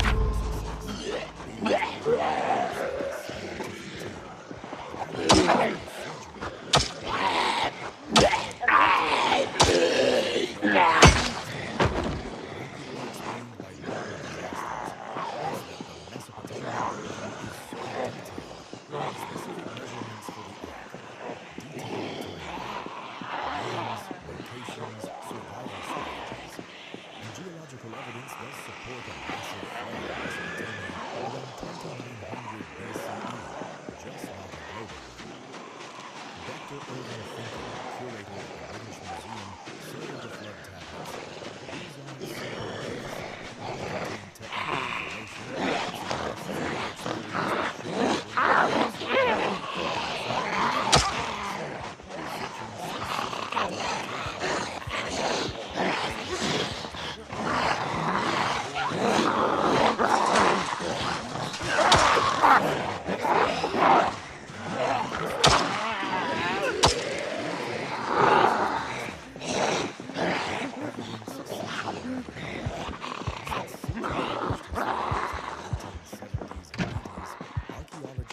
suggests that the experience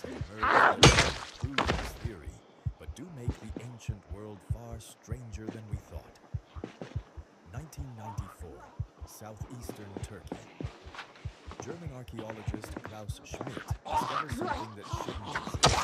A massive temple complex, limestone, sophisticated astronomical alignments and artistic skill that rivals classical Greece. The problem? It was built around 9600 BCE. That's 6,000 years before Stonehenge, 7,000 years before the pyramids. It predates agriculture. It predates pottery. It predates everything we thought we knew about the development of civilization. The builders were supposedly hunter-gatherers, yet they moved stones weighing up to 16 tons, carved intricate reliefs of animals and symbols, understood geometry and astronomy, and organized labor on a massive scale. Dr. Schmidt's conclusion: Göbekli Tepe changes everything. The traditional view of civilization's development is wrong. And here's what's truly bizarre. After centuries of use, around 8000 BCE, the builders deliberately buried the entire complex. They filled it with debris, creating the hills that hid it for 10,000 years. Why would you bury a temple unless you were trying to preserve knowledge for the future? The question isn't just who built Göbekli Tepe, it's what happened to the civilization that came before. Around 10,800 BCE, Earth's climate dramatically shifted. Temperatures plunged, megafauna went extinct, and something or multiple somethings hit our planet. The Younger Dryas impact hypothesis, proposed by multiple researchers including Graham Hancock and Randall Carlson, suggests a comet or asteroid fragmented and struck Earth. Multiple impact sites along the North Ice Sheet caused massive floods as ice melted catastrophically, led to global cooling and environmental collapse. Evidence includes the black mat layer found across North America, nanodiamonds in sediment layers formed by cosmic impacts, sudden mass extinction of large mammals, and geological evidence of megafloods. If this happened, what civilization might have been destroyed? The Sumerian tablets say the flood occurred after 432,000 years of divine rule. What if that number is symbolic, representing countless generations?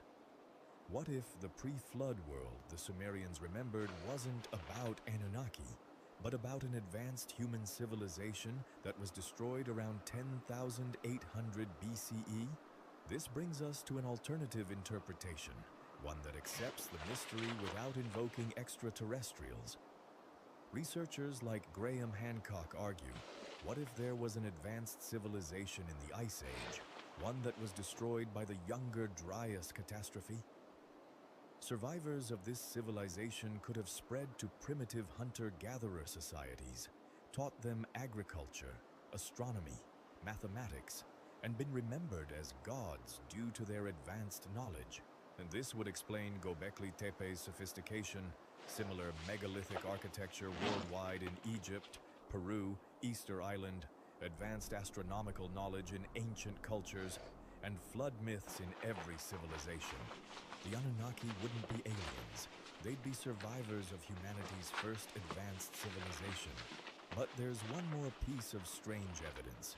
In 2010, the Neanderthal Genome Project revealed something unexpected. Modern humans carry Neanderthal DNA. We interbred. But more strangely, there's evidence of another archaic human population, the Denisovans, whose DNA appears in modern humans, but whose fossils we've barely found. And in 2019, geneticists discovered something even weirder. African populations carry DNA from a ghost population, an unknown archaic human species that interbred with our ancestors around 50,000 years ago. We don't know who they were. We just know they existed. Dr. Arun Durvasula, who led the research, our findings suggest there were entire populations of humans we don't know about, ones that may have been quite different from us. Now, I'm not saying this proves genetic engineering by aliens, but it does prove our genetic history is far more complex and stranger than we thought. Here's the fundamental mystery that neither Sitchin's critics nor his supporters have fully solved. How did ancient civilizations, separated by thousands of miles of ocean, develop similar pyramid structures, similar flood myths, similar astronomical knowledge, and similar mathematical systems? The standard answer is independent invention. But is that really satisfying? The ancient Egyptians knew about the precession of the equinoxes, a 25,920-year cycle that requires centuries of careful observation. The Maya calculated it independently. So did the Hindus, all making nearly identical rules. Either these cultures had the same discovery, or there was a source of knowledge that spread to all of them. The question isn't whether that source existed. The question is, was it human or something else?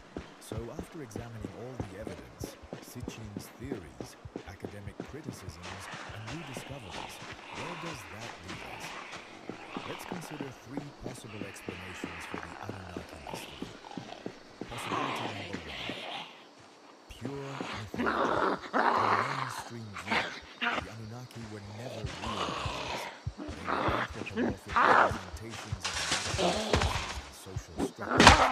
Anu equals authority, kingship. Enlil equals storms, power. Enki equals wisdom, water.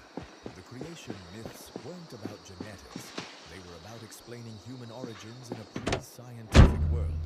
The long-lived kings weren't real. They were legendary figures whose stories grew in the telling. The advanced knowledge? Not so advanced when you actually examine it closely. This explanation is clean, simple, and requires no extraordinary claims. It's what most scholars believe. But it struggles to explain the procedural nature of creation accounts, the specific astronomical knowledge, the global similarities in myths, and sites like Göbekli Tepe. Possibility number two: lost human civilization. The alternative archaeology view: the Anunnaki were real, but they were human. An advanced Ice Age civilization existed and was destroyed around 10,800 BCE by the Younger Dryas impact. Survivors carried their knowledge to primitive populations, becoming the civilizing gods of Mesopotamia, the Viracocha of South America, the Seven Sages of India. They were genetically created humans. They were existing human populations through education.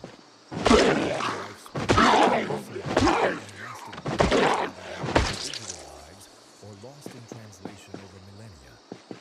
This explains why myths describe gods teaching civilization, similar stories across cultures, advanced knowledge appearing suddenly, and the flood narratives from actual catastrophic flooding from ice melt. It doesn't require aliens or genetic engineering, just a forgotten chapter of human history. Possibility number three: Sitchin was partially right. The ancient astronaut view modified. Something did come from the sky, but Sitchin got the details wrong. Perhaps the visitors were from Earth's future, not another planet. They were interdimensional rather than extraterrestrial.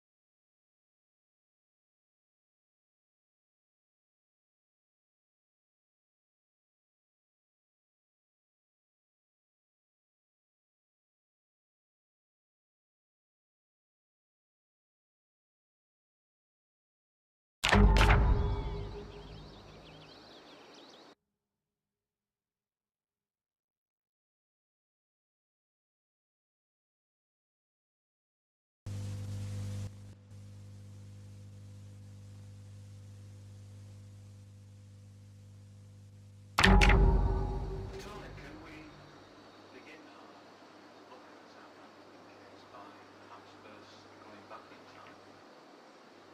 The late autumn of 1985. The first indication that something had happened. How did this actually transpire?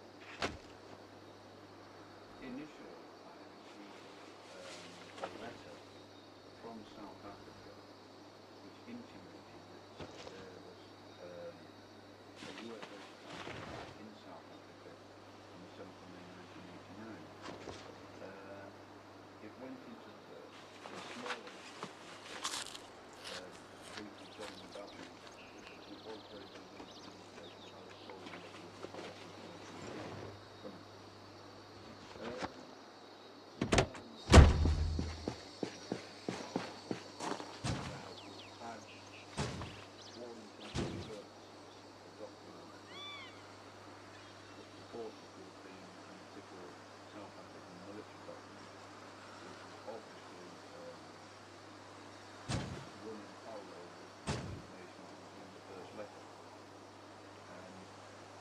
This document told the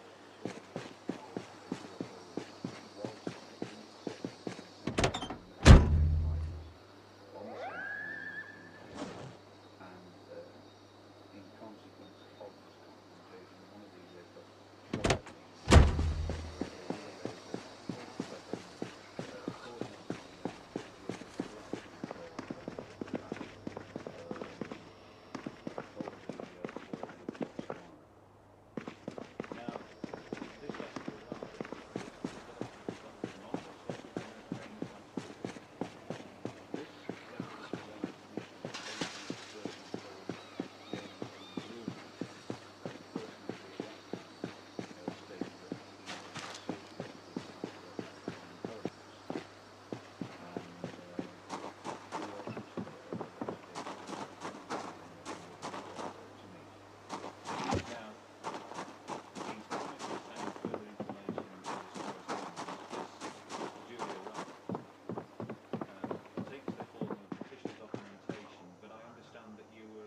suspect about some of the quality behind this transaction documentation. Yes, we were never under any doubt, we were never under any illusion that this thing was a fake. It was obvious. There were many mistakes on this reported document, which the official military documents just didn't have. So we were immediately suspicious about the whole thing. And started to sort of analyse, if you like, and wait for this meeting to take place, and ask for more information whereby we can make some inquiries about it. That the document is, for all intents and purposes, a faked document, one of several. There was still sufficient information in there to persuade you to make inquiries. Why was that? Well, that was interesting because, you see, I've got to go forward or you answer this question. What we've got to do is, the next thing which took place very, very quickly afterwards, that the informant actually came to England and we met him face to face. And it was put point blank this time that we were under no illusion that this document was fake.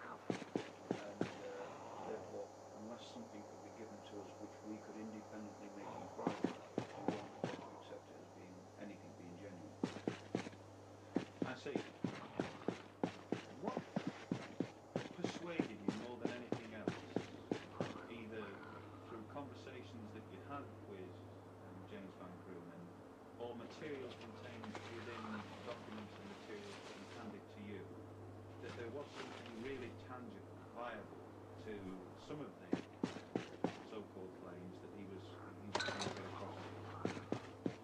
Well, it was when other names were given to us, people who in South Africa who were still in the South African military, who could confirm that this episode did take place, and we were put in a position where we could actually contact them. So we have names, and we started to check first of all, and certainly one of the names was this person did work for the South African military in a very sensitive position, and was closely associated records officer. So we confirmed. We're getting to the point where some real progress is being made, in the sense that you're actually as being genuine persons. These are real names within South African intelligence. I suppose people who hear that will instantly question how you get this time. You smile, we're open means and so on. But for those people who are not perhaps familiar with the manner in which that kind of information can be, can you perhaps elaborate a little bit? All I can tell you is that this thing is not only possible, but it happens in the position to be prepared to divulge the way it's gone.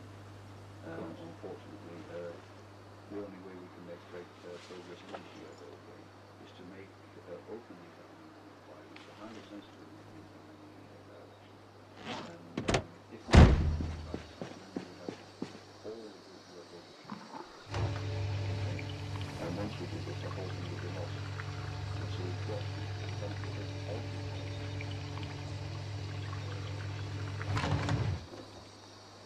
What other revelations did you manage to obtain from James Van Groen whilst he was over here? Apart from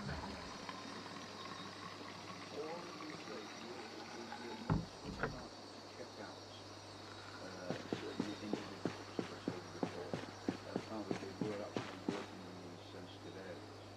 The next course of that, Van Groen by this time is basically, we've always managed we checked in the first check was made, and of course this was immediately shot down by the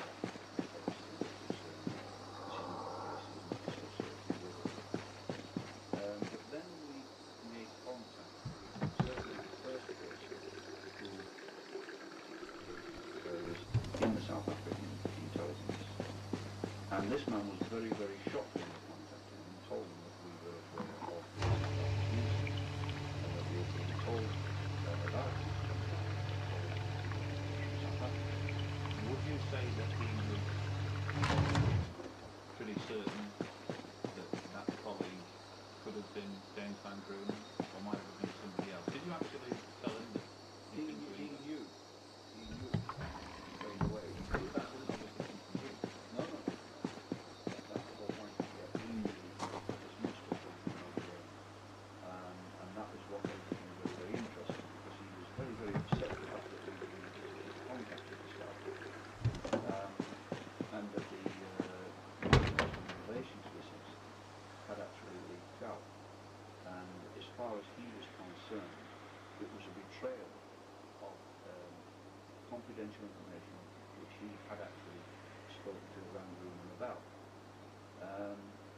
And the point of that was, he knew we were aware of the situation. He then said, well, okay, you know about it now, the incident, and the security leaks associated with this. But he then did say, well, okay, we have got we have photographs, we've got official photographs of the downed craft, we've got official photographs of the aliens, etc., etc.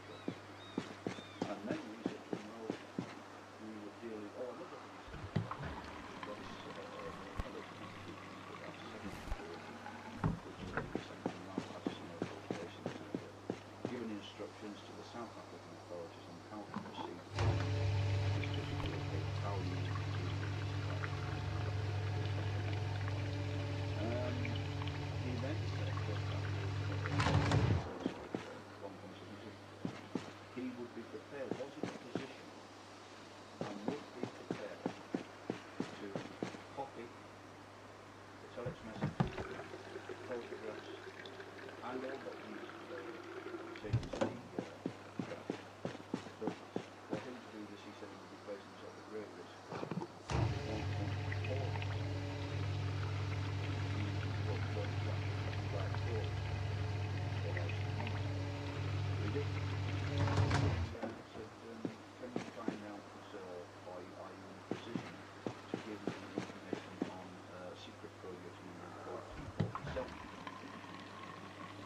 Well, we said we could have in exchange for the information. But presumably you didn't have an idea at the time what T-47 was. That's the whole point.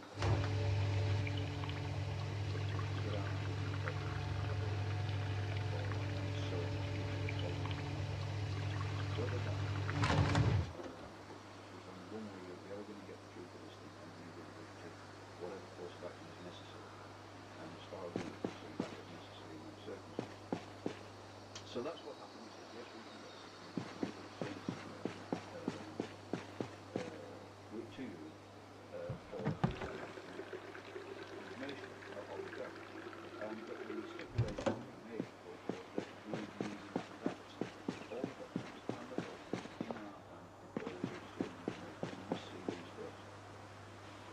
And obviously, I mean, as I say, we didn't know T-47 was something which we represent this country. It's not on this earth we would ever give anybody, even if we had this kind of information. You know where it's at. But it was a means of an end. And so he says, yes, okay, I will put this in an envelope that will not have a return address on Broadway Street, sent to you, and you should have it in 7 or 8 days. Which is great. He did it actually go to certain describe what was in the photographs. And What were the sort of things you described? what was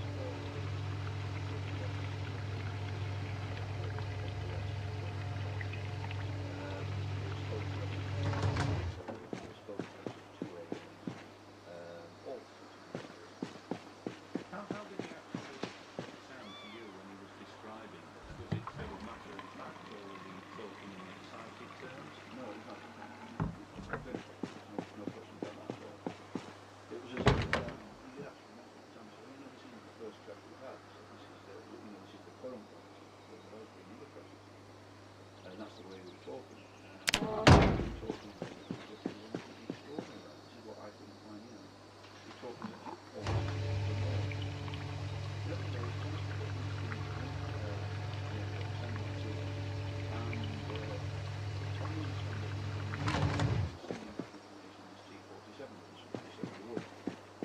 so that was where that particular conversation finished.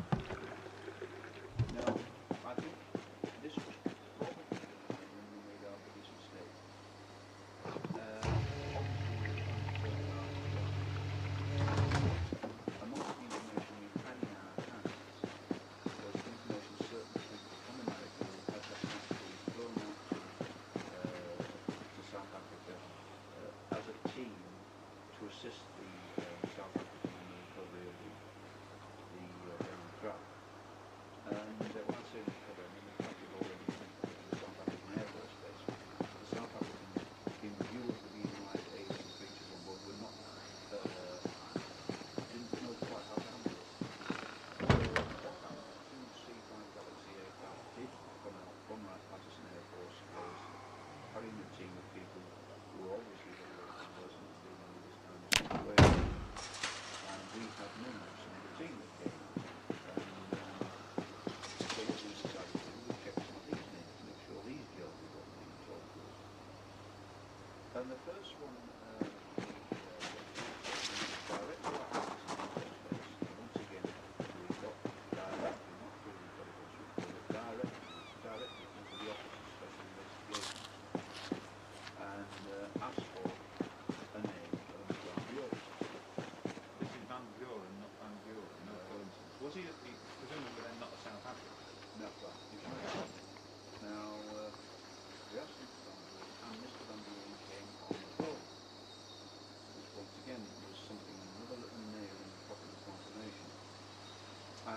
told straight away that we were aware of the UFO crash in South Africa, and that we were aware that he had been present there, and various other things in relation to it. And this man was obviously physically shaken.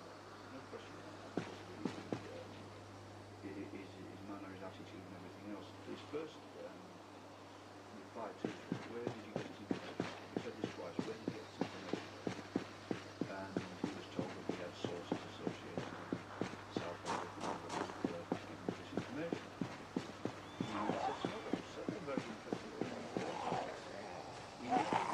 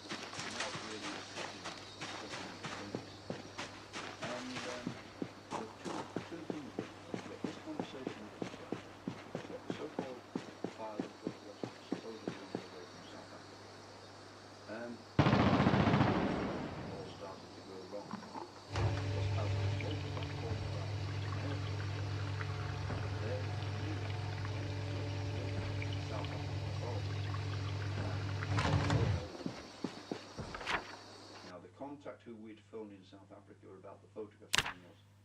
He phoned us in a real panic. He says, "You've no idea what you have done." He says, you've caused more trouble than you can imagine." We said, "Well, what do you mean?" He said, "You have been in touch with the authorities in America. They have been in touch with our authorities over here, and our authorities are now aware that there's been a leak about this South African country." He said, "And there's how long?" He said, "Now he's dead at this moment in time. Get near that part to do probably going to be more cases. There's no way." He said, "It's too hot to handle." And he said, "On top of that," he said, "I do not wish to speak to anyone." He said, "Because I am too much pain."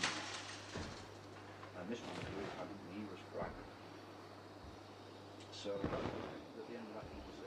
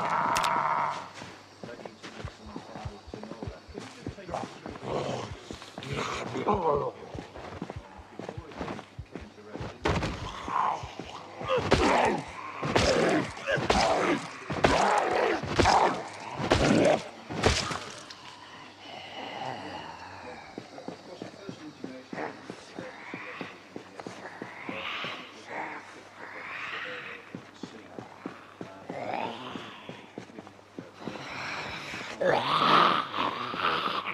it's called Tasmania. Now, apparently this ship was built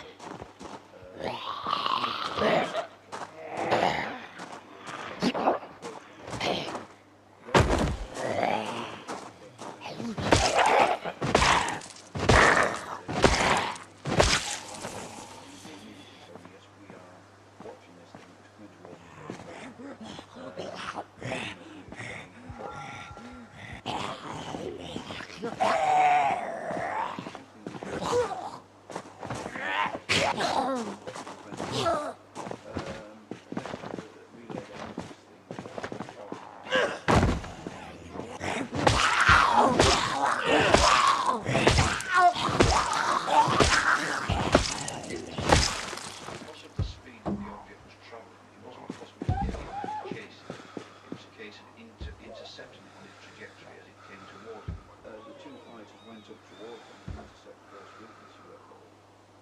The leading plane was piloted by, in English terms, squadron leader, Bruce. They don't call him squadron leader in South Africa, but that is really so we're more conversant.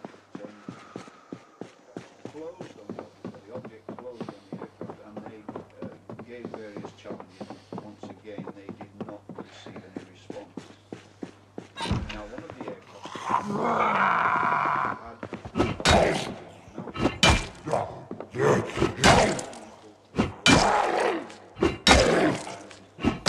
at this point, when the squadron leader said, "We're getting no response, what action do I take?" and they said, "Fire the ground control farm," which he did. He fired once at this thing. Apparently, it was a blinding flash. The object started to go in rapid course as it was going out of control and started to descend rapidly. The two planes followed the direction the object was taking and observed the thing actually crash, come to ground just over the South African border with Botswana, and it landed just inside the Botswana border. This information was relayed back to the headquarters of the aircraft, described the details of the object and that it was now down, and of course response teams were immediately sent. Right. Now, although that group referred, and quite a few people referred to some kind of laser weapon being fired at the object, you actually made inquiries and found that it wasn't actually called a laser weapon. What precisely was it that the UFO down? Yeah, the weapon that the aircraft had mounted on the wing, it was Maser, M-A-S-E-R. This was my mistake, and I'd never heard of Maser weapons before. So the only thing I learned and soon discovered a laser. It was a Maser, which is molecular amplified for microwave radiation. In other words, this machine, it was capable of firing a beam of high power microwaves, and this is apparently quite successful. It didn't blow up the aircraft or anything like that. What it did is simply control the thing out of control, which would imply that it probably interfered with the drive system of the thing. Now, did you, having had the name of the squadron leader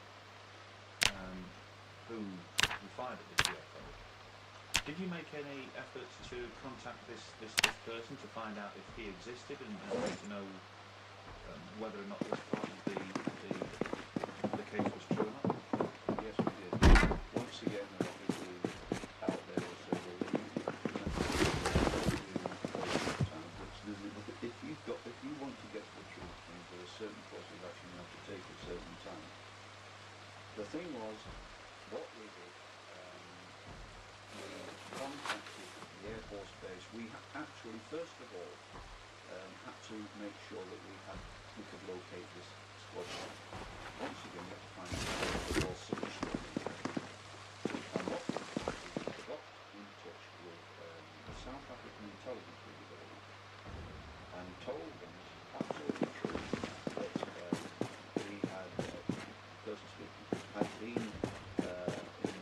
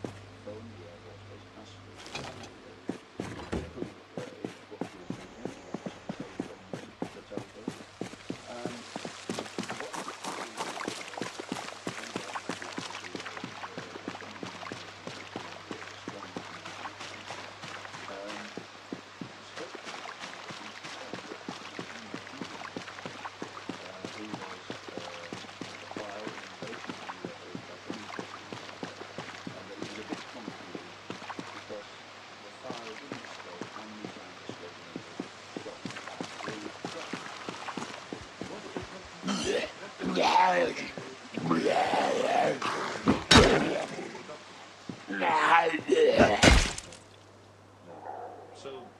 Basically, the Americans were kicked out here.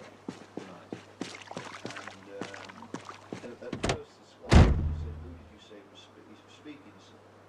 And the name was repeated, and of course, and it was in Musgrave as a general would be, and also said to this South African Scotland, surely it doesn't take you. And what I want to know is how many times you fired down. I'm not asking anything else. How many times did you fire down? And Scotland immediately came back and said, I fired once, sir. And then Scotland was obviously feeling a bit itchy about this. Would you hang on while I go to say first? And I'll say, no, thank you very much, sir. You've answered that question. Well, that was a confirmation from that sort. Well, now, people may find it surprising that somebody in his position in the South African Air Force would willingly divulge that kind of information. Did the person who was representing the American general, pretending to be the American general, did he actually use a code name or a file name to get that information out of the squadron leader? In other words, was there something more substantive? Yes, he did. He used the code names that we had on the file, and of course, he immediately told the squadron leader at the other end of this man. He had the file in his hands to all intents and purposes, yeah. Even then, he was uneasy about answering without going to a safe zone. He did answer the question because our general was belligerent, and so he got the answer while he said he fired one. Silver diamond. Now, Silver Diamond, I think you've got your own particular theories about why the file might have been called that. Well, they're not my theories. They're good ideas, basically. They came, I think it was from Mark Bursar who actually put it together. And it's interesting because, first of all, if you think about it, the American side, the Americans always refer to their silver dollar, and the South Africans have always been faithful. So if you put a combination of the two together, is it possible you could have a silver diamond? It's interesting. So now, confirmation of a source coming from the United States with Bruno, who insists that he's a civilian working for the military, but he's not prepared to shoot. Stumped with you've had contacts with South African intelligence, but I think you also made it quite know what actually transpired there. Yeah. Well, once again, we have the military evidence. It's very things, you know. To do that, you've got to have the internals of so you don't get disrupted. This is exactly the phone tracking. We spoke to an officer there who obviously was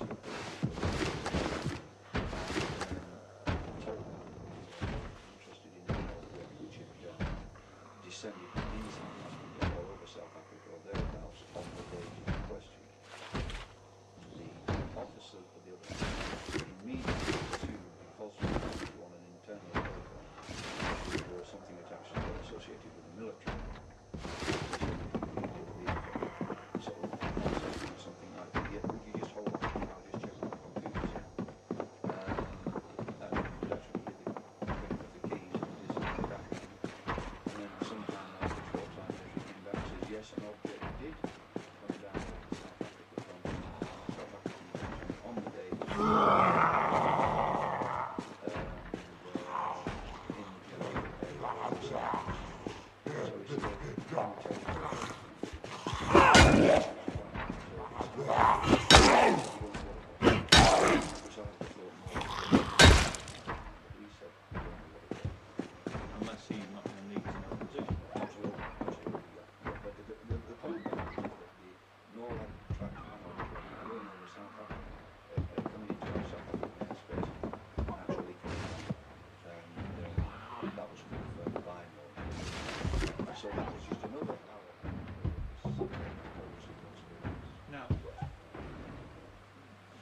just pausing for a moment, there has been some people who suggest that the information that's come out about this South African case was in fact referring to nothing more harmless than some kind of meteorite activity, possibly scientific debris, which occurred a year previously in the general area. Now, the Smithsonian Institute, for instance, put forward information related to this in 1988 on the same day.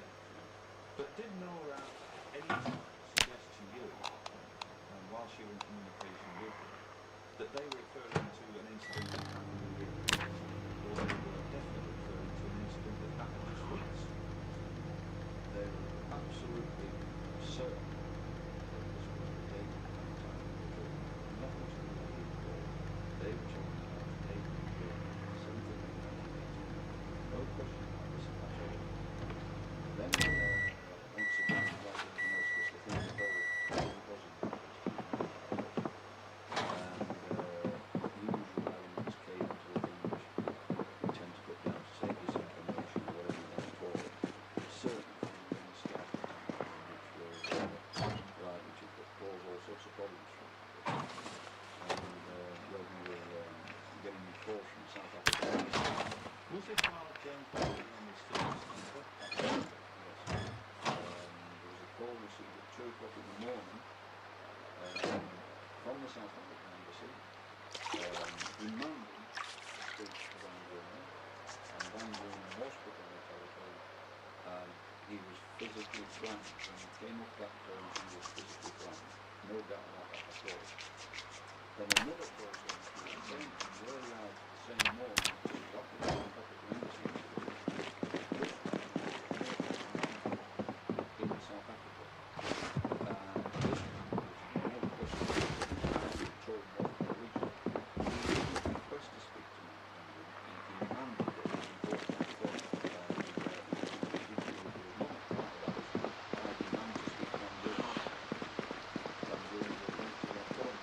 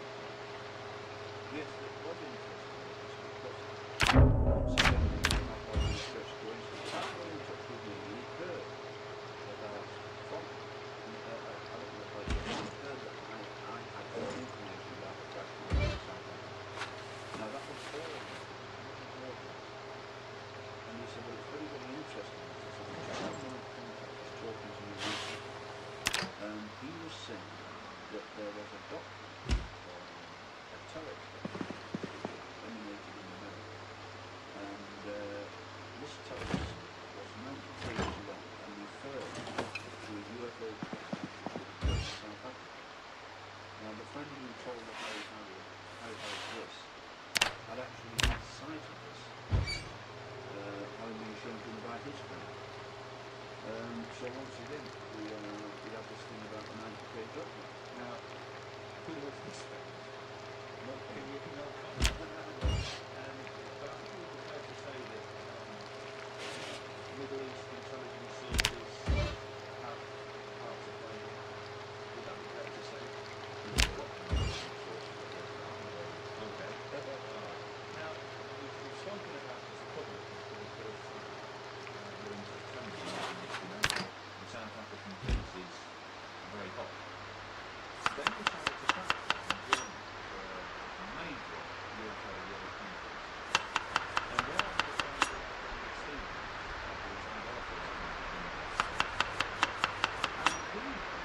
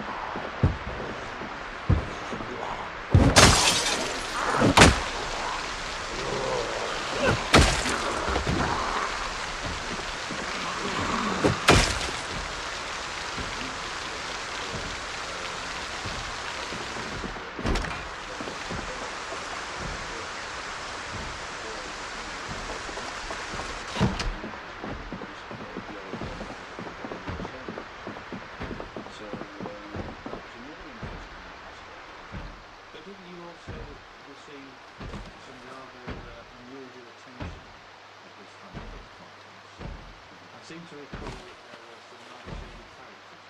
Yeah, very, very interesting, really, because apart from anything else, the first thing that happened when I was going to on the special lecture was that virtually all the officials from the South African embassy descended on the conference that sat in the audience. And there were various American officials also, some of the lecturers for the intelligence, also here. So the first thing we did was open the stage was to actually welcome the South African embassy, and of course the American intelligence agency were also there. So it was quite funny, but they certainly were pushing it. So now we have huge interest being shown in the South African case. A lot of incredulous comments from the UFO community worldwide.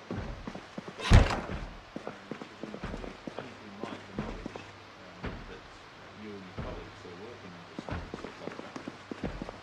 So let's go back to the South African history itself. We've established this. Now, what has happened, according to the reports and the information that came in, we know that the object has been seen on radar. We know that there's been confirmation of that for NORAD. It's come back. What, according to your gleaned over this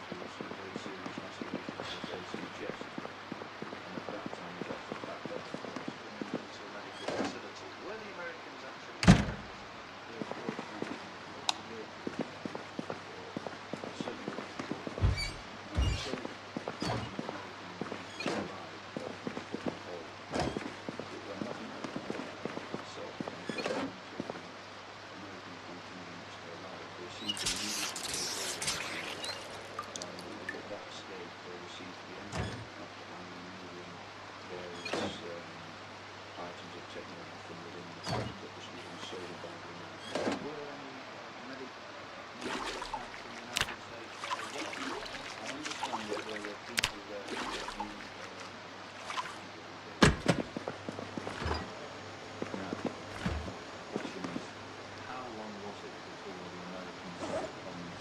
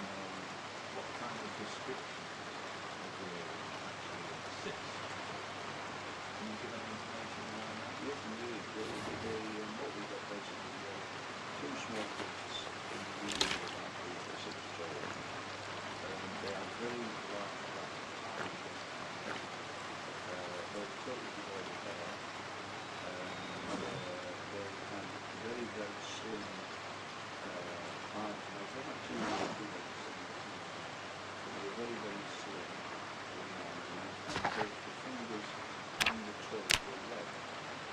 They had a very slight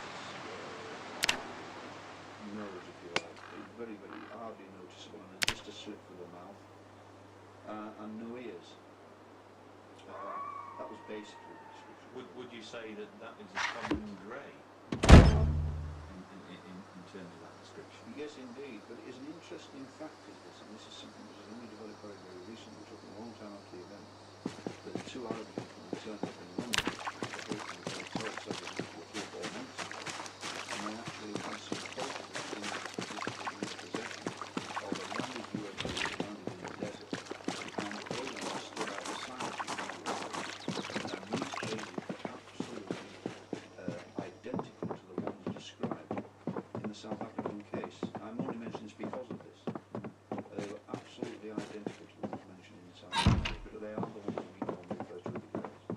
Why is it, do you think, that Wright-Patterson features so heavily in UFO events like this, Tony? You've made some inquiries about that particular aspect of it, and would I be right in saying that Wright-Patterson's interest in UFOs extends back many, many years? Yes, that's a fact. There is no question in my mind, apart from the Soviet authorities who've no doubt got their own places which deal with this particular type of the side of things, there is nowhere in the world that is as Wright-Patterson are in dealing with UFOs, aliens, or whatever you want to call it. They are, without question, the most advanced in this field. It is, to my knowledge, from people who worked at Wright-Patterson Air Force, because I mean, when I say that worked, I mean in relation to the UFO scenario, that the Americans were involved in UFOs in 1900, and that they were aware that alien piloted vehicles were overflying our airspace as far back as 1900. That is an absolute fact, and they have been keeping files of that. They even hold files in Wright-Patterson Air Force Base. This is absolute certainty. From what I've been told from people who are part of the team, referring back as far as Christopher Columbus, and he wrote in the logbooks when his ships were approaching America that they were being buzzed by these balls of light, which of course we commonly call UFOs. Can you give us any indication as to who's passed that information on? All I can say is that the person who used to be involved in the investigation of UFOs, and I'm talking about before 1947, most of all, what's his name? He was the person responsible for this, and even going back into the early 30s, they had filing cabinets full of documents in relation to UFOs at that time. And Dr. Loading at that time used to say to only to people in confidence, other military people, and this is, believe me, this has come from a military person who was associated, a good friend of Dr. Loading.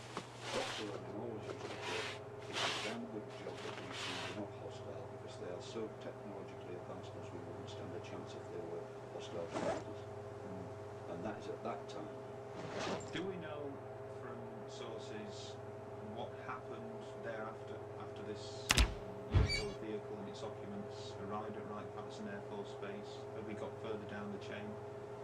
No, unfortunately, because as I told you before, once we started falling out, something like that, public atoms of visions, everything was tightened, everything was warped. Because to my knowledge, in South Africa, we still have contacts with various people who work there.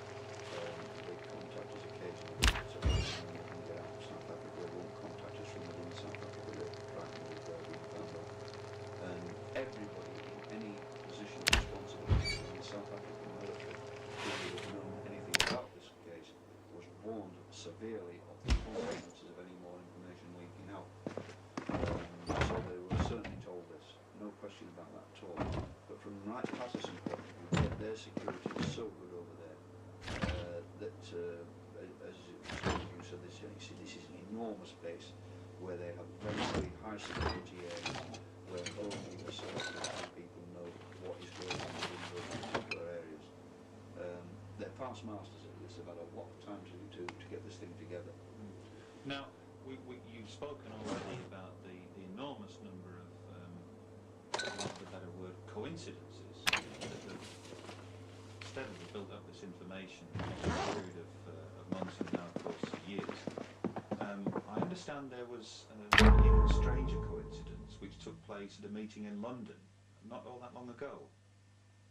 Yeah, well, that's interesting because we have never ever left this South African incident alone. Even though time has passed on it, we have delved and we have pushed and we've done all sorts of things to try to make further breakthroughs. And this was a particularly good one because in London, obviously there are representatives from God knows how many nations which serve at various embassies, etc. And from time to time they have diplomatic dinners whereby the representatives from all the embassies get together and their friends and all this kind of business. Now some of my friends are part of this circuit, if you like. And on one occasion, one of my close friends was actually at one of these diplomatic dinners, actually sitting at the same table, there was a half a dozen around the table, as the Minister for the Environment for Botswana. And my friend said during the course of this dinner, it is to my knowledge that this thing crashed in South Africa on the Botswana border. Are you aware of it, you see? And of course this chap immediately smiled and said, well, this sounds a little rubbish to me, I've never heard of any such thing. Anyway, my colleague was persistent. He said, well, I'm telling you, we have this information and that everything points that this has happened.